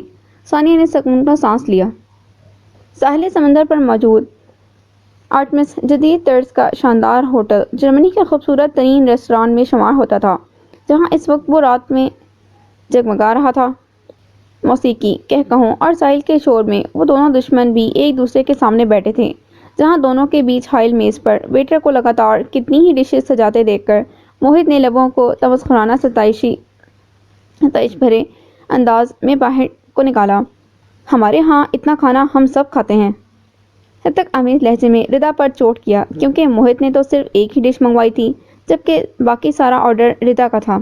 سامنے بیٹھی ردا نے خون خوار نگاہوں سے گھورا، پر ضبط کا مظاہرہ کرتے ہوئے کوئی جواب دینا گوارا نہیں کیا۔ ایک تو اس وقت بھوک سے ہمت جواب دے رہی تھی، اور دوسرا وہ سوچ چکی تھی کہ اب بس آخری داؤ کھیلے گی۔ شام سے وہ لوگ جرمنی گائیڈ کے ساتھ مختلف جگہوں پر گھوم رہے تھے۔ موہت تو پتہ نہیں کس مٹی کا بنا تھا جسے بھوک ہی نہیں لگتی تھی، لیکن اس کا تو اب بھوک سے برا حال تھا، اور اسی لیے وہ بنا سوچے سمجھے اتنا کچھ آرڈر کر چکی تھی۔ موہت تو کھا کر اب ساحل پر ٹہل رہا تھا، جبکہ وہ تمام ڈشز کو چکھنے کے چکر میں کچھ زیادہ ہی کھاتی گئی۔ مناہل کو سلانے کے بعد وہ اس کے بیڈ پر سے اٹھی تو موبائل پر پیغام کی بھی مسکراتے ہوئے سائیڈ میز پر پڑا موبائل اٹھایا۔ ذہن میں فوراً مہتاب کا خیال آیا کہ یقیناً وہی جلدی کمرے میں آنے کا کہہ رہے ہوں گے۔ پیغام انجام نمبر سے تھا۔ پیغام کو کھولتے ہی جو تصویر موبائل اسکرین پر موجود تھی، اسے دیکھ کر اس کی روح تک کانپ گئی۔ فون پر اچانک بجتی رنگ ٹون پر اس کے ہاتھ لرز گئے۔ فوراً فون اٹھا کر کان کو لگایا۔ یہ کیسی گھٹیا حرکت ہے رضا؟ میں اب محرم نہیں ہوں تمہارے لیے، پلیز میری ایسی پکس ڈیلیٹ کرو۔ دانت پیستے ہوئے کہا، اور آواز غم و غصے میں کانپ رہی تھی۔ رضا اس کی سوچ سے بھی زیادہ گھٹیا نکلا تھا۔ محرم ہو سکتا ہوں نا پھر سے؟ دوسری طرف سے گہری سانس لیتے ہوئے جواب آیا۔ بکواس بند کرو اپنی، اور میری اس طرح کی ساری تصاویر ڈیلیٹ کرو۔ ثانیہ بات کرتے ہوئے بار بار کمرے کے دروازے کی طرف دیکھ رہی تھی۔ یہ تصاویر تو میرا اثاثہ ہیں ثانیہ، دیکھو ہمارے سارے خواب پورے ہونے جا رہے ہیں، میری کمپنی مجھے باہر بھیج رہی ہے، ہم پھر سے ایک ہو جاتے ہیں۔ رضا تو جیسے اس کے غصے اور نفرت کو کسی خاطر میں ہی نہیں لا رہا تھا۔ کیا مطلب ہمارے خواب؟ تمہارا دماغ ٹھیک ہے؟ ثانیہ نے سخت لہجہ اپنایا۔ خوف سے دل پوری رفتار سے دھڑک رہا تھا۔ ثانیہ، تم مہتاب ملک سے کھلا لے لو، ہم حلالہ کر لیتے ہیں۔ رضا نے ڈٹائی کا مظاہرہ کرتے ہوئے اپنی سوچ ظاہر کی۔ میں اپنے گھر اور شوہر سے بہت خوش ہوں۔ اپنے گھٹیا مشورے اپنے پاس رکھو، مجھے تم سے کوئی بات نہیں کرنی، اور خبردار میری ساری تصاویر ڈیلیٹ کر دینا، بائے۔ خوف سے لرزتے ہاتھوں کے ساتھ فون بند کیا اور جلدی سے گیلری میں جا کر اس کی بھیجی گئی تصویر کو ڈیلیٹ کیا، اس کے نمبر کو بلاک کیا اور ماتھے پر سے پسینے صاف کرتی آگے بڑھ گئی۔ صوفے پر بیٹھ کر جوتے پہنتے ہوئے موہت اب پریشانی سے بار بار بیڈ کی طرف دیکھ رہا تھا۔ ردا اٹھ کیوں نہیں رہی تھی؟ وہ جانتی تھی جرمنی ڈیلرز کے ساتھ آج ان کی دوسری اہم ملاقات تھی۔ رات کو ہوٹل کے کمرے میں آنے کے بعد وہ کیا کرتی رہی تھی جسے موہت نے زیادہ کھانے کا نتیجہ سمجھا تھا، پر اب اس کا نہ اٹھنا تشویشناک لگا اور انا کو ایک طرف رکھتا اب وہ بیڈ کے قریب اس کے سر پر کھڑا تھا۔ ردا سنو، جانا نہیں ہے کیا؟ اٹھو، تیار ہو جاؤ، موہت نے آواز کو اونچا رکھتے ہوئے کہا، پر وہاں کسی قسم کا کوئی رد عمل ظاہر نہ ہونے پر وہ پریشانی سے اس پر جھکا۔ ردا، اس کا نام پکارتے ہوئے اس کے گال پر ہاتھ رکھا تو آنکھیں پوری طرح کھل گئیں۔ اوہ مائی گاڈ! لبوں پر بے ساختہ الفاظ ادا ہوئے۔ اس کا جسم شدید گرم تھا، وہ بخار میں نڈھال بے سود پڑی تھی۔ موہت نے عجلت میں پینٹ کی جیب سے موبائل نکال کر نمبر ملایا اور کان سے لگایا۔ ریاض، میم ردا کو بہت تیز بخار ہے، آج کی میٹنگ کینسل کرو، ڈاکٹر کا انتظام کرو فوراً۔ پیشانی پر ہاتھ مسلتے ہوئے اس نے اپنے ساتھ آئے ہوئے کمپنی کے ملازم کو مطلع کیا اور خود پھر سے جھک کر ردا کے گال کو دھیرے سے تھپتھپایا، پر بخار اتنا تیز تھا کہ وہ آنکھیں کھولنے سے قاصر تھی۔ ردا پر جھک کر معائنہ کرتا ڈاکٹر سیدھا ہوا تو موہت، جو ایک ہاتھ کی مٹھی بنائے ہونٹوں پر رکھے پریشان سا کھڑا تھا، آگے ہوا۔ فوڈ پوائزن ہے یا کسی سی فوڈ سے بہت بری الرجی ہوئی ہے، ابھی انجیکشن دے دیے ہیں میں نے، اور یہ میڈیسن منگوا لیں، اگر رات کو ٹیمپریچر زیادہ ہو جائے تو گیلا ٹاول سر پر رکھیں، بار بار بخار زیادہ نہیں ہونا چاہیے۔ ڈاکٹر موہت کو اس کے بخار کی وجہ بتا رہا تھا اور موہت بار بار ردا کے چہرے کی طرف دیکھ رہا تھا جو کچھ گھنٹوں میں ہی مرجھا سا گیا تھا۔ ڈاکٹر نے اجازت طلب نظروں سے دیکھا، موہت کے سر ہلانے پر وہ آگے بڑھ گیا۔ ڈاکٹر کے جانے کے بعد اس نے فوراً اس کی تمام ادویات منگوا لیں، میڈیسن کو ایک طرف رکھ کر گلاس میں پانی اڈیلا، گلاس کا پانی بیڈ سائڈ میز پر رکھتا وہ ردا پر جھکا۔ ردا، ردا، میڈیسن لو پلیز، نرمی سے پکارتے ہوئے اس کے گال ہلکے سے تھپتھپائے۔ کچھ بھی تو یاد نہیں تھا اس وقت کہ وہ بیڈ پر بے سود لیٹی اس لڑکی سے بے انتہا نفرت کرتا ہے۔ خیال تھا تو صرف یہ کہ وہ بخار میں تپ رہی تھی اور اس وقت اس کے سوا اس کا کوئی اپنا یہاں نہیں تھا۔ بار بار گال تھپکنے اور موہت کی آواز پر ردا نے پسماردگی سے آنکھیں کھولی تھیں جن میں بے تحاشا جلن تھی۔ موہت کا دھندلا سا چہرہ کچھ دیر میں صاف ہوا اور وہ پریشان سا اس پر جھکا ہوا تھا اور میڈیسن لینے کے لیے کہہ رہا تھا۔ ردا یوں ہی خلا میں گھوم رہی تھی، ایسے جیسے کچھ سمجھ نہ آ رہا ہو کہ کیا کرے۔ موہت تو سو گیا تھا، وہ ساری رات کیا کرتی رہی تھی اور صبح تک اس کی حالت بری طرح خراب ہو چکی تھی۔ موہت نے اسے یوں بے سود دیکھا تو قریب ہو کر اس کا سر اوپر اٹھانے کی کوشش کی، اتنا کرنا ہی تھا کہ وہ بری طرح ابکائی لیتے ہوئے اٹھی۔ اس سے پہلے کہ وہ کچھ کرتا، ردا کی قے اس کی شرٹ کا بازو اور بستر تک بھر چکی تھی۔ وہ بے حال تھی اور اس حالت میں بھی اٹھنے کی کوشش کر رہی تھی۔ ردا کا سر گھوم گیا تھا، ندامت الگ تھی، متلی کی کیفیت ابھی بھی قائم تھی جسے وہ بمشکل ضبط کیے ہوئے تھی۔ موہت نے جلدی سے اسے سہارا دے کر اٹھنے میں مدد کی جو شاید اپنی اس بے بسی پر شرمندگی محسوس کر رہی تھی۔ کوئی بات نہیں، پریشان ہونے کی ضرورت نہیں، موہت نے اس کی خفت مٹانے کی خاطر اسے بیڈ پر سہارا دے کر اٹھاتے ہوئے تسلی دی۔ موہت کا یہ نرم رویہ اس کے اوپر حیرت کے پہاڑ ٹوٹنے کے مترادف تھا۔ ردا اب سر کو تھامے نقاہت سے قدم اٹھاتی واش روم کی طرف جا رہی تھی۔ اس دن آفس میں کہے گئے اس کے الفاظ محض الفاظ ہی نہیں تھے، وہ حقیقتاً نرم دل کا مالک تھا، نہیں تو قے کو دیکھ کر تو ویسے بھی کراہت کے مارے لوگ دور ہو جاتے ہیں، اور وہ تو پھر موہت عالمگیر تھا، اس کے صفِ اول کے دشمنوں میں شمار ہوتا تھا۔ وہ حیران اور پریشان سی واش روم کی طرف جا رہی تھی تو موہت نے سائڈ میز پر پڑے فون کو اٹھایا۔ Hello, room number 305، room service چاہیے پلیز، روم کلینرز کو بھیج دیں۔ کمرے کی صفائی کا کہنے کے بعد ریسیور رکھتا وہ فوراً واش روم کی طرف بڑھا جبکہ ہاتھ تیزی سے اپنی شرٹ اتار رہے تھے۔ ردا لگاتار آوازیں نکالتے ہوئے کیا کر رہی تھی۔ شرٹ اتار کر ایک طرف پھینکتا وہ واش روم تک آیا۔ وہ سر پکڑے جھکی ہوئی تھی، آنکھیں اور چہرہ سرخ تھا آنکھوں سے پانی بہہ رہا تھا۔ آنکھوں میں موجود کاجل کی ہلکی سی تہ آنسوؤں کے ساتھ بہہ کر لکیریں بنائی جا رہی تھی۔ ردا کی اس حالت پر وہ واقعتاً سب بھول گیا تھا۔ جلدی سے پلٹا، پانی کا گلاس بھر کر واپس آیا۔ واش روم میں جا کر پانی کا گلاس اس کی طرف بڑھایا۔ وہ اب سیدھی ہو کر نڈال سی گہرے سانس لے رہی تھی۔ حیرت سے موہت کی طرف دیکھا جو اس کی طرف پانی کا گلاس بڑھا رہا تھا۔ ردا نے نظریں چرائیں اور کانپتے ہاتھ سے پانی کا گلاس تھاما۔ 2 گھونٹ پی کے گلاس کو واپس ہٹایا۔ ہاتھ نکاہت کے باعث کانپ رہے تھے۔ وہ کب اتنا کبھی بیمار ہوئی تھی؟ بمشکل یاد پڑتا تھا کبھی بچپن میں زیادہ بخار ہوا ہو تو، پر کل رات سے وہ عجیب سی ہی کیفیت سے دوچار تھی۔ پانی بھی ہضم نہیں ہو رہا تھا۔ ردا نے دھیرے سے قدم باہر کی طرف بڑھائے تو موہت آگے ہوا۔ ہاتھ دو۔ اپنی ہتھیلی اس کے آگے پھیلائی۔ ردا نے دھیرے سے نفی میں گردن ہلائی۔ ندامت تھی کہ ختم ہونے کا نام ہی نہیں لے رہی تھی۔ یقین نہیں آ رہا تھا یہ وہی موہت ہے جو کل تک اس سے بدلہ لینے کے لیے ہر حد تک جا رہا تھا اور اب ایسے تیمارداری کر رہا ہے جیسے اس سے بڑھ کر ردا کا کوئی خیر خواہ نہ ہو۔ چکر آ رہے ہوں گے تمہیں، گر جاؤ گی۔ ردا کو یوں ہی کھڑے دیکھ کر موہت نے ڈپٹنے کے لہجے میں کہا اور آگے بڑھ کر سہارا دیا تو وہ نظریں چراتی آگے بڑھی۔ دروازے پر دستک ہوئی۔ شاید کمرے کی صفائی کے لیے سرونٹ آ گئے تھے۔ ردا کو بیڈ کے ایک طرف کنارے پر بٹھا کر وہ دروازے کی طرف بڑھا جبکہ وہ سر جھکا کر دونوں ہاتھوں سے سر کو تھامے بیٹھی تھی۔ بدلے کے دوران وہ اتنا زور لگا رہی تھی کہ اب سر میں بھی درد ہونے لگا۔ ردا میڈیسن لو، ایسے طبیعت اور بگڑے گی۔ موہت کی آواز پر اس نے مودی آنکھیں دھیرے سے کھول کر سر اوپر اٹھایا۔